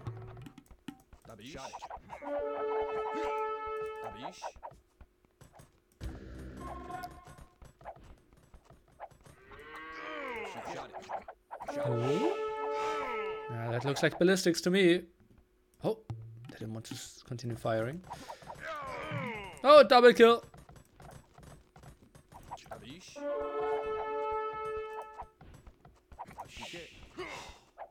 Lots of snipes here.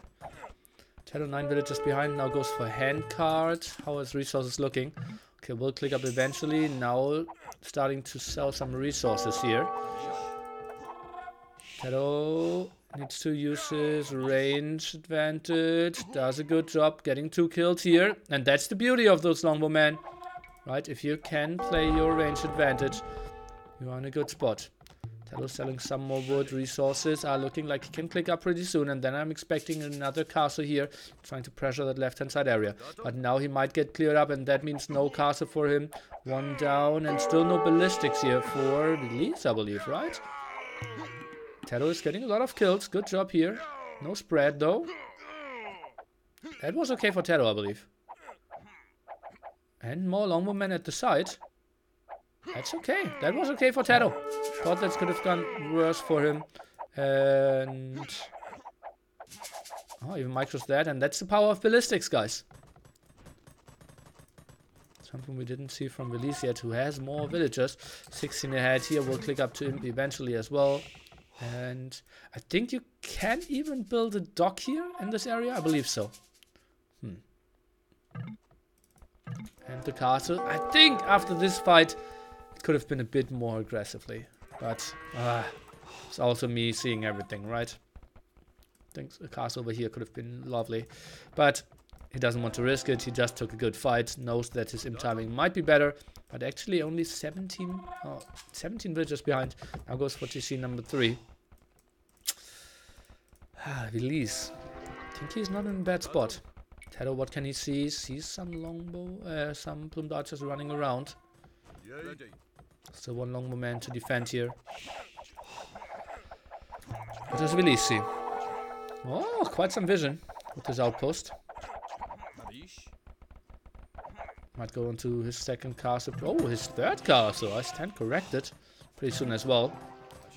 Plumed archer numbers. Masses. Quite sexy for sure. Thing is, will TaToH mix in some skirmishes or not?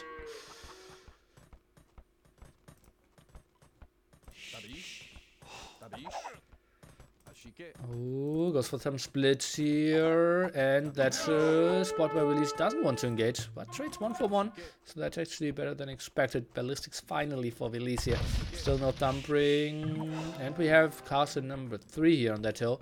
Let's take a look if TaToH will have vision of that. Okay, now he's gone back, so he has no idea of that at all. Now the first traps should be queued up instantly. Goes for conscription first. Trap now over here, bracer as well, and then they're getting some real snipers. Look at that, 9 range already. We will be at 10. Compare that to, I believe, later on 8 range.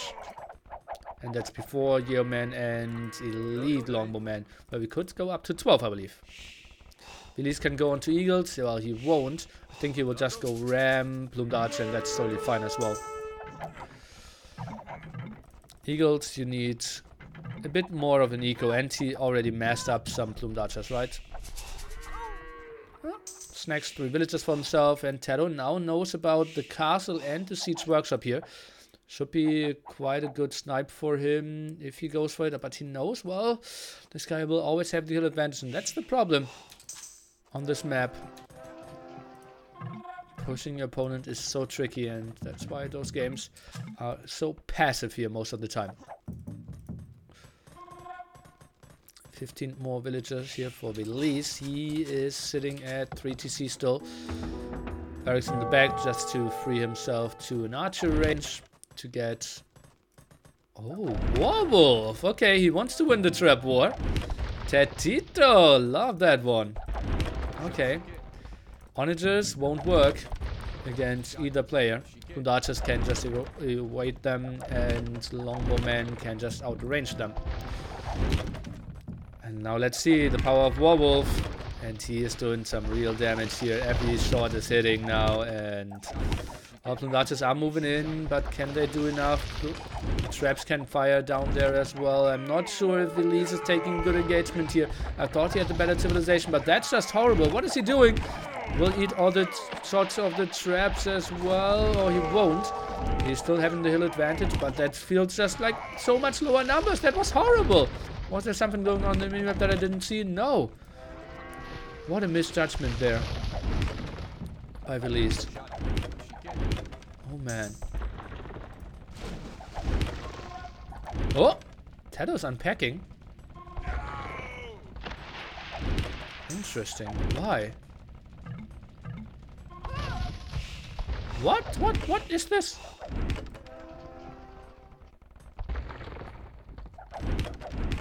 That felt weird.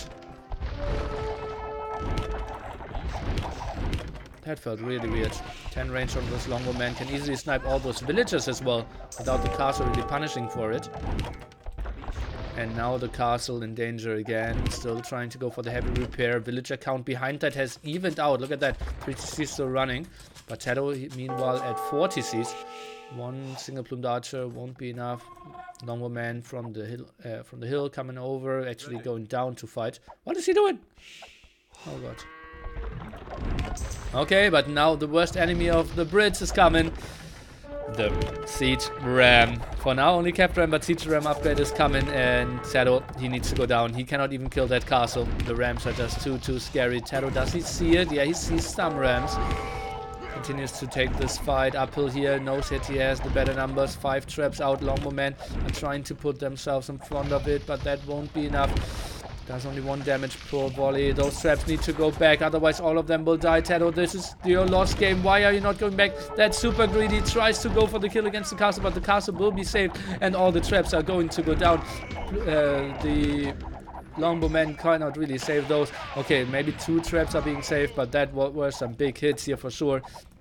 TaToH overextended there for quite a moment, and well, now he needs to tag into mangonels to really fight those off. Could obviously also go into onagers in the long run, but this is going to be tricky. That's another problem for the Britons. Just no good answer to Rams. Now the traps are raining down as well. Finally, Mangonel defense behind this. Warwolf wasn't cheap. That one plumed archer just so annoying. Uh-oh, 1 single ram coming over. And the castle going down off TaToH. Ugly spot for him, now goes down to 1 castle. And he's kind of a 1 unit guy at the moment. Oh, those traps need to run. Oh, I'm trying to help TaToH. Okay, we did it. Okay, what I'm producing out of the castle? Longbow we're heavily housed here. Ay, ay, ay, ay. Mangonel's not really shooting. Okay, now they are. Oh. Villese goes for thumpering. Traps are moving forward, left hand side, could snipe that castle, and finally he sees, okay, maybe attacking the whole time against the hill wasn't the best idea. He could have attacked at the left hand side for this whole time. But obviously, it's so easy if you see everything. Moving forward here, and well, we will have the repair of Villese coming in. He just right clicked it before. Now starts the repair. Do we have a 3rd trap coming in? Not really. More raids over here. 2 longbowmen trying to defend, but against 3 plumed archers, this is going to be tricky. Although they already lost some HP. Mangonels are coming over. The castle, I would be surprised if he really holds that one. Siege works about. Finally, onage attack as well. So now Eagles finally could become really good. And those longbowmen, damn, they have some range, man.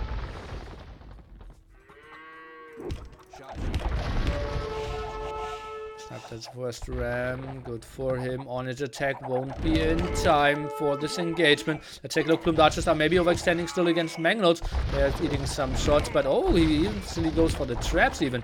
Good spot for him. Snipes both of them, but that means his own trap is out of position.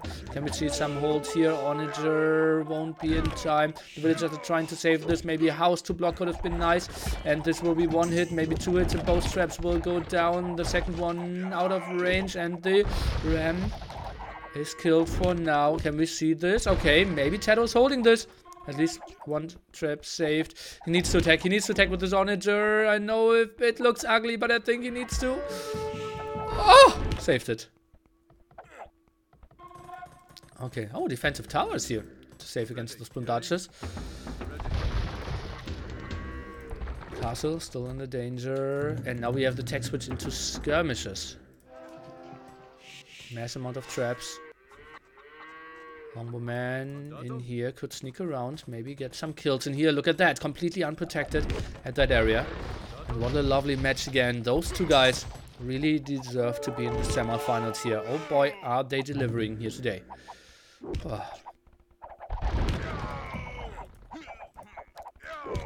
Snipes the plumes. Onager is taking care of the ram, or is he? He's trying to. Needs to micro back a bit further. Crossbowman tag for TaToH. Okay, so he knows, okay, I need the one castle that I have to work with for trap production. Some archers are going for the kill, but that shouldn't really happen if all the onagers are around. We're meeting some shots. The castle's still being repaired, but that's quite a lot of stone going into Villese. Still 1k stone though. Where is TaToH? Where did TaToH put all his stone? Ah, he isn't going for the second stone properly yet. Okay, and guys, we have the tech switch into eagles. And while TaToH is tech switching into skirmishes. Let me take a quick look at my countering chart again. Skirmisher, Eagle Warrior. Oh, Eagle Warriors actually performed pretty well against skirmishes. Didn't know that before, but well, this could be some troubles for. Oh, look at that! Oh, nice ground attack, barely hitting here, and oh god, this could be a good one. Indeed, this was a bit uphill. That's why the Plumed Archers survived for now, and they obviously have a bit more. But good luck in finals. Big push over here, and the big surprise with all the traps here at the right-hand side. Finished the game before Villese could even go for the eagle switch. Populations were pretty even. Oh man, what a move here, and well, what a great game by TaToH. That early ballistics longbowman was just so nice. Great series here. Recommend everyone to rewatch that one. And we had very long games, very intense ones as well. Lovely stuff. I'm really happy with how that went here. And well, the series went pretty long as well. Hoi. Was this GG? Well, he would have lost that castle. Holding that castle was kind of tough for him as well. So losing 2 castles there, then he only needs to work with Eagle Warriors without having that gold in a second. So where's his gold income? Non-existent. Except that small one here, which runs drawing 200 gold. So yeah, it actually was GG, although populations are pretty close together. Well played, Mr. TaToH.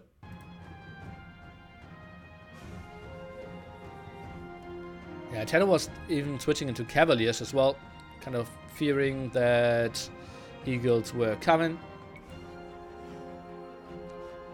Those timings were pretty damn even. TaToH got 1 relic in the end.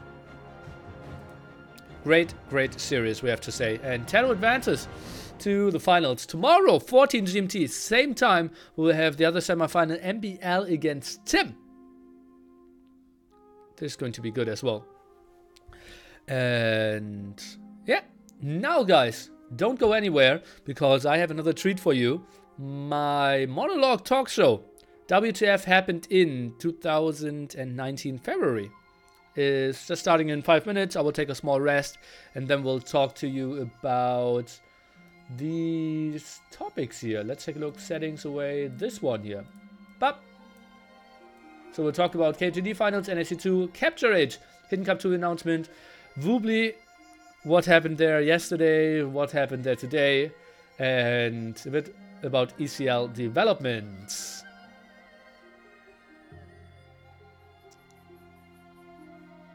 So I will treat you with some Age of Empires soundtracks and then we will be back. I'd say it probably starts in 5 minutes or something.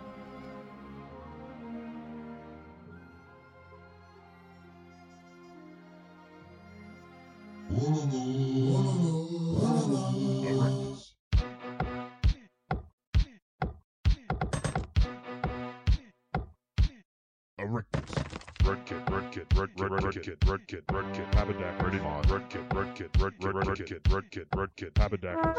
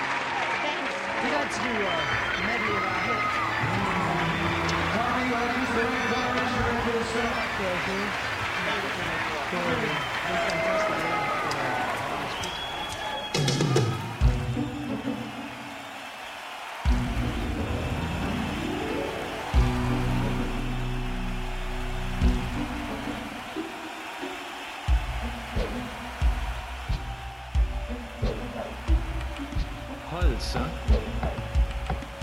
Fisky mother, Gagnus mother, Faithing my number mother. Erectus. Faithing my number mother, Gagnus mother, Fisky mother. Erectus.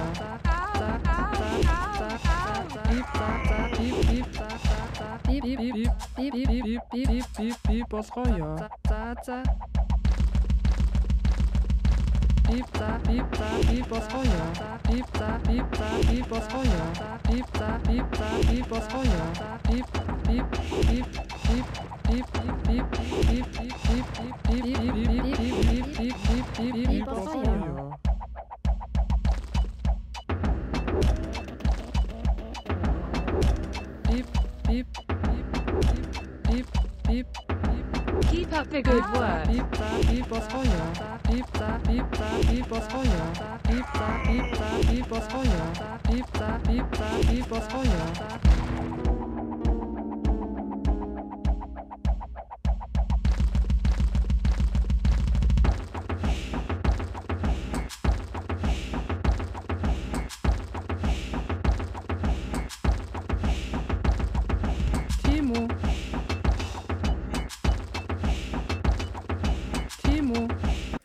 Sir Kleinhammer and Magnus Knaffus. Cheers, guys.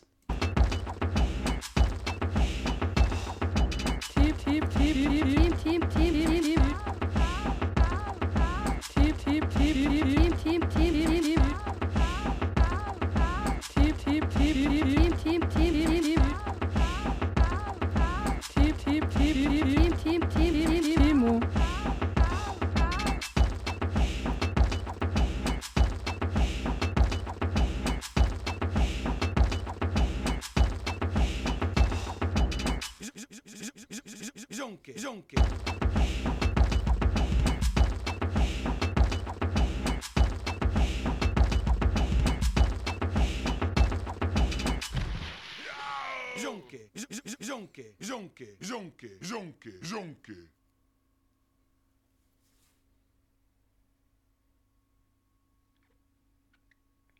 What's up, hippo lovers? WTF happened in February 2019. My kind of monologue talk show where I talk about what happened in the last month of February.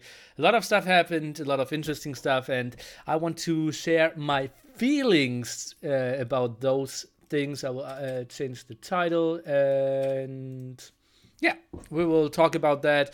How we'll do it is I will try to briefly talk about what happened, and in the end we can maybe answer some questions, and you can also say what you feel about some of those topics, and maybe I will try to squeeze in some questions and answer them. And KOT2 finals. Very early on February, we had some kind of easy brackets for the first 2 seeds there. Leary didn't train a lot. Viper didn't train a lot. Both kind of inactive.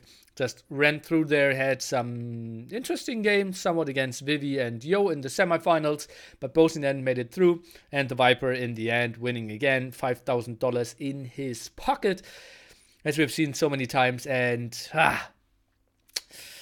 it would have been nice to finally see a different winner, but well, not this time for sure.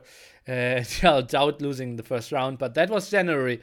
So, tournament, nice viewer numbers. I believe accumulated we had like close to 20,000 or something viewers. If you only count non-Chinese viewers, because we had, I believe, high 4 digits for T90, mid 4 digits for MEMP. Then I had 1K. We had like obviously Ornu with like 100 or something, and like a lot of smaller numbers. And then we had Mario Vale, I think, with 8K also on YouTube. And he's only casting in Spanish. So that was like enormous for KOT2, and everyone was happy. Tournament ran very smoothly. We had this one problem with, well, potentially problem, but I already discussed that last month. And well, the finals, KOT1 finals were a bit more special in my opinion. They were like not from the setting of everything. It was pretty similar, but just the games were more intense. And obviously we had the feeling like all the civilizations were pretty new at that point. Something we didn't have this time. And yeah, the Viper just went through it. 3-0 lead from the start. Then we had some tip advantages for Leary. He took it back into summon in the end. The Viper closed it out in this best of 9 series. GG, well played. And a lot of good feedback there for Mr. Memp and Cresini, obviously, who did a lot of stuff behind the scenes there, and even in front of the scenes with all the great handbook and all the tournament overlays and hosting. So that was really lovely. And yeah, truly a tournament to be remembered. Kind of squeezed in between like New Year's and NAC2, also overlapping with the Escape TV thing that we already addressed last month as well. And yeah, that brought us to NAC2. Obviously, something I could say a lot about, and maybe I will answer some questions later on about this, but yeah, what can I say? Highest Age of Empires viewers ever were 6.7k on a like only Age of Empires stream. There were like other like some Brazilian crews like playing Age of Empires, and they had like 25k, but they aren't Age of Empires players. And on the second day we broke 11.5k. That was enormous. Viewer numbers were sick. We had a blast. Feedback has been incredible, and yeah, people just loving it. Games weren't the greatest games ever, I have to say. It was disappointing playoff series, like 5-0, 5-0, then another 5-0 in the semifinals. MBL against TaToH, probably the best series of the whole playoffs. Finals, in the end, the Viper again, 5-0 ahead. Then luckily we had the break. And when it was 5-0, we had 7k very disappointed viewers. And at the end, it was 7-3. And yeah, we had 10k happy viewers because like the games after the break were so much better. And yeah, overall I was so happy how it all went. Got massive amount of good feedback. If you want to see the feedback, it's obviously on AOE Zone. I did the list of all costs on AOE Zone as well. And yeah, all the stuff on YouTube. But you all know about that. Maybe Fun Day wasn't as good. The Rocket Beans TV thing wasn't that good, I believe. Or at least in the tournament flow. I think everything else, a lot of stuff I was really, really happy with. And probably a tournament to be remembered as well. Obviously, because it always will be going down in history as the first tournament that will break, first Age of Empires tournament that will break 10k viewers as well, which is pretty sick. I think Rocket Beans are breaking 10k viewers, or did break 10k viewers in the first episodes, if you combine Twitch and YouTube. But that's obviously on 2 channels. Like one channel, 10k. Yeah. And it was more than I was realistically hoping for. Like, I would have been disappointed if we didn't get 7k. I was aiming for 8k, and I was dreaming of 10k, and 11.5 was just surreal for me. Yeah. So that was really, really sweet. And then Capture Age happened. Maybe something that some of you didn't really realize. Let me maybe open that for you in the back. Or no, I can do it this way, right? Or did I? I just screwed that one up. Something that some of you might not really have realized, right?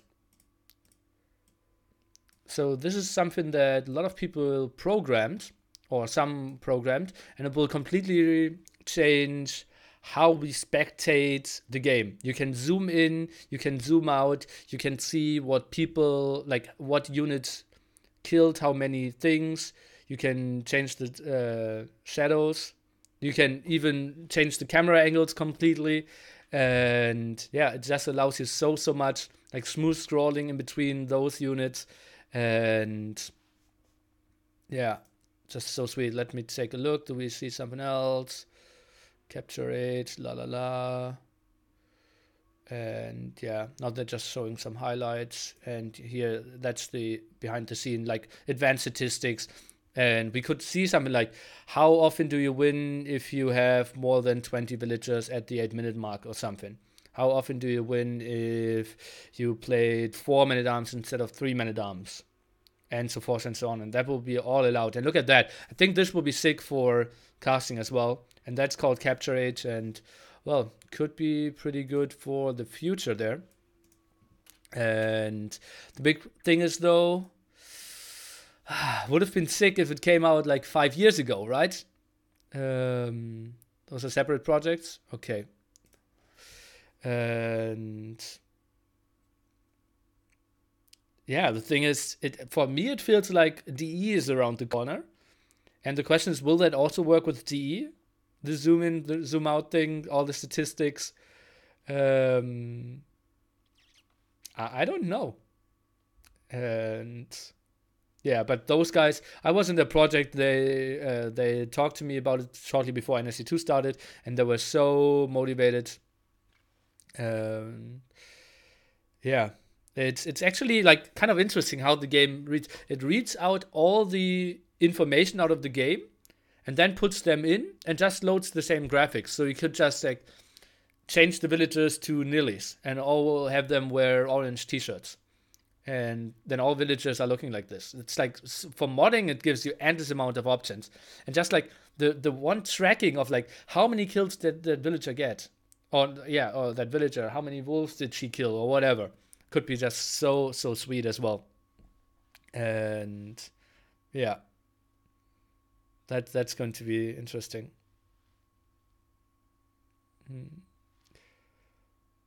And yeah, it's still some nearly villagers there. It's still a bit away from being really released, right? So that's yeah. It might still bug out. I saw some stuff and suddenly a tower disappeared, for example. Yeah, would be lovely. And like simply the introduction is always like, Oh, and on the right-hand side, we have the player in the blue playing with the Britons, TaToH. And now I can do like fancy camera work, scroll around, zoom in on the villagers and zoom out, look at the lumber camp or something. And that would be nice. Or just follow the unit around while stealing the boar smoothly. That could be so much nicer. But, well, we'll see all about that. That's future music. But we saw the trailer and a lot of people are really excited for that. So that's nice. What else excites people is Hidden Cup 2 was announced. It's happening 11th till 14th of April. Now 16 players, top 14 directly into the bracket. The bottom 2 are qualifiers. It will be based all on rating. And, well, it was one of the best received tournaments in Age of Empires history as well. For everyone who doesn't know it, it's hosted by Mr. T90 Official. And players will not know their identity.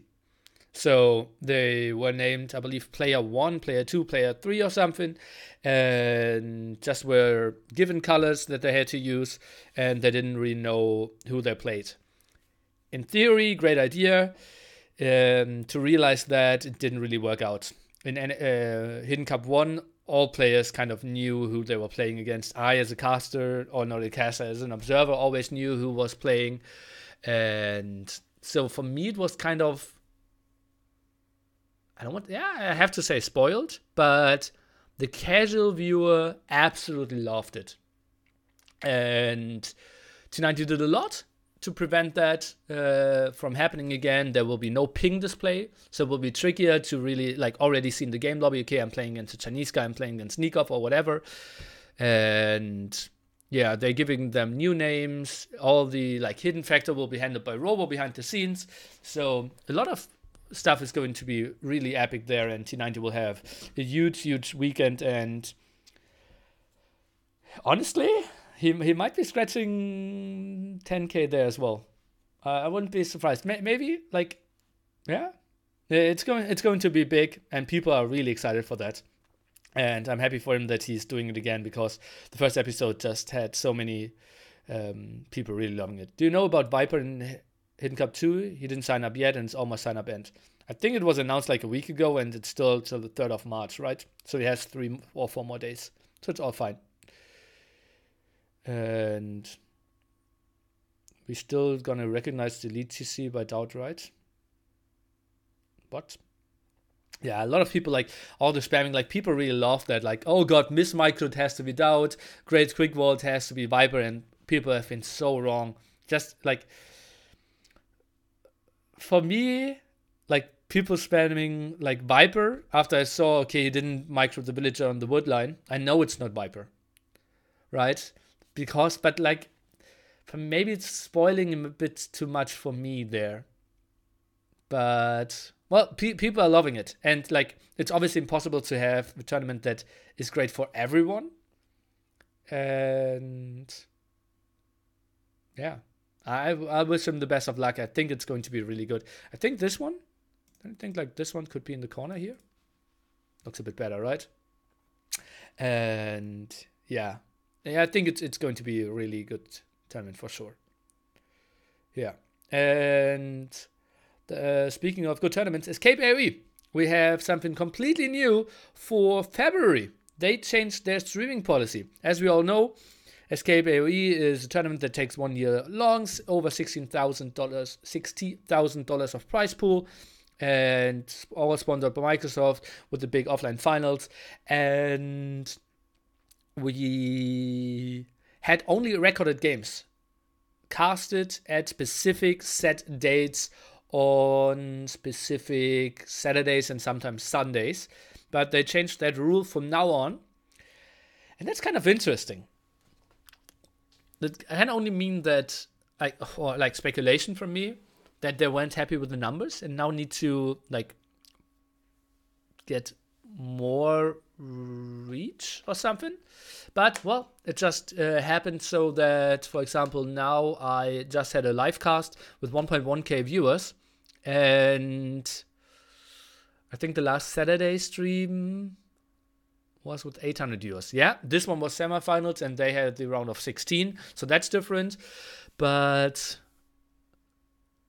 it doesn't really feel too great for them. They hit 1K. Yeah, I think Mem posted with quite a bit. But I think it will be tricky for them. And it's so weird for me because I something between like and love those guys. And I wish them all the best. And then it's not really going into the best direction for them at the moment when it comes to viewing numbers. Maybe they're just tournament hosts and are happy that like I had 1K viewers today and that's just what they will go with, right? Yeah. But let's see. Well, but yeah, semifinals are over now. Next semifinal will be tomorrow. MBL against Tim. Today, TaToH won 3-1 against Villese. Sorry for all those spoilers. And this video will probably be on my YouTube after I uploaded the ECL. So, happened. They kind of need viewership to live after dropping all the cash on the studio and full-time staff and everything. Well, those are two different things, right? The studio was more the escape project, and all the money with viewers is more ECL. So it's easy to confuse that, and it's easy also to confuse it because I'm writing escape AOE/ECL, and it's actually two different things. And now a lot of people criticize, oh, the tournament is too long, as I already see in the chat. Prize money is pretty sick though, and well, I've talked a lot with the players as well, and at the moment they aren't really enjoying ECL too much. I think at least the AM guys, right? Yeah, they aren't enjoying it too much. Yeah. What can I say? A year. A lot of people feared that it would be too long. But yeah, AM I hate us anyway, so we shouldn't really give too much on that. But I'm excited to see what ECL will develop. Standings are pretty nice now. I will probably do an update before the next stage, and we'll do a video like who needs to advance with what stage. At the moment, it looks like AM Secret is pretty safe, and they will go through. But the other four teams, namely AM, SY, Frantic, and Suomi, are still fighting for the second spot in the offline finals. TaToH won today, indeed. And this was good for Frantic, SY, and AM. Tomorrow will be a very important match. Who advances there? I think ECL is lacking proper advertisement and announcements. Not really. At the moment, at the start, everyone knew that it was happening. It's just tough to keep the hype up for a year, right? That's what happened. And TaToH, well played today. Hi to you. And yeah, I'm not really sure what to say to that topic. And now we come to the Woobly. What is it called? Terms of service? Something like that. Code of conduct. To start this off, yesterday there was a very big post that got into a lot of rage and a lot of drama. It was taken down today though. So there was a post up for, when was it? I think 16 to 18 hours, something like that. But I think it's still worthy to think about what happened there. It's going to be back, but with changes, he said. Okay. So MBL is in the house as well. MBL, pretty vocal with that. Go on AoE Zone and we will discuss that a lot. So, what happened there yesterday? As you all know, Woobly is by far the best platform to play Age of Empires. No discussion about that. Every streamer is saying that. ECL is on Woobly. They always wanted to play on Woobly.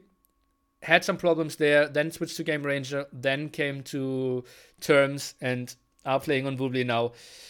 And there's no one who wants to play somewhere else than Woobly at the moment.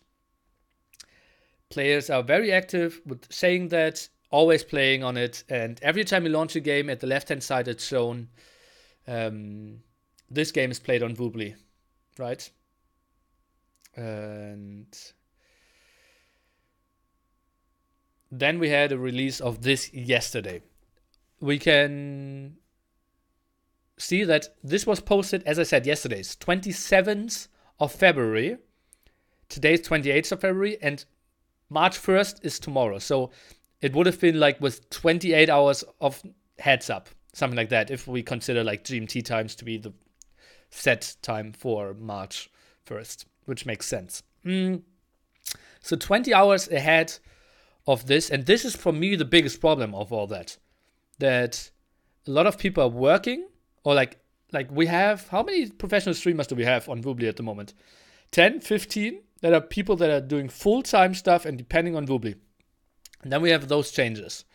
Streaming Woobly policy, please do not use Woobly. That's all pretty safe from the start. Nothing changed here. You aren't allowed to host any Woobly tournaments that are hosting, like we had Every Game Counts before that. And yeah, cannot get into the tournament rooms. If you run any other tournament, you kind of need to ask the host of the tournament. All reasonable, right? There's also some stuff that are in the rules that, for example, if I host NAC, was not allowed to say, okay, there's a 14k prize pool, which makes a lot of sense for them. And now we will get into the controversial part. And I think there can be two approaches to why we are changing the Woobly policy that much. And we will go through that. So I will get rid of the top here. And I will just let that in the set the side here. Whoopa. And I'm not a professional overlay guy, as you all know.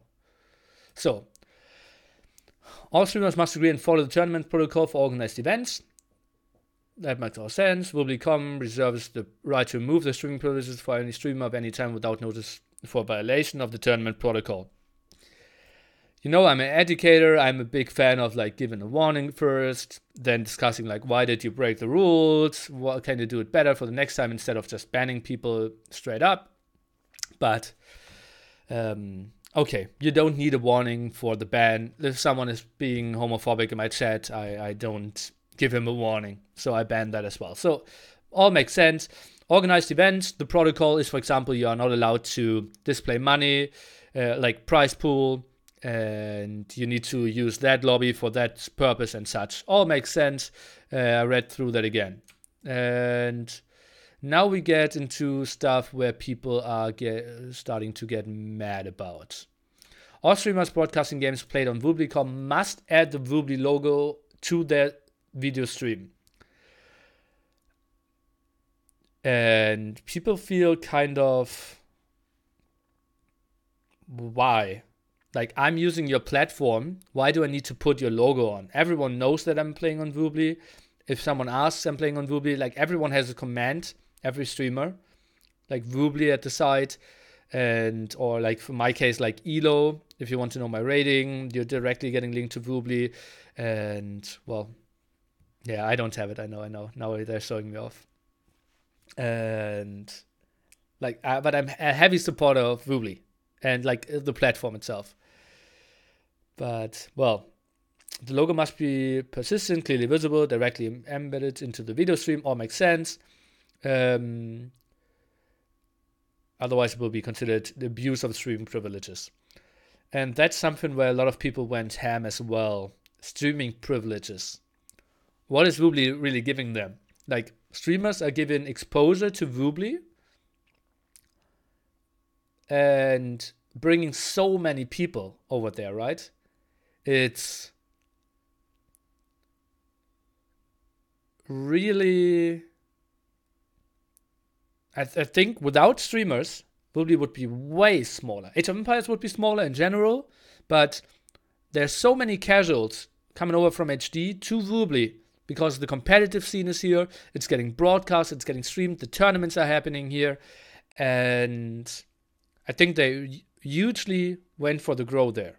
So I think streamers are actually really helping out Woobly.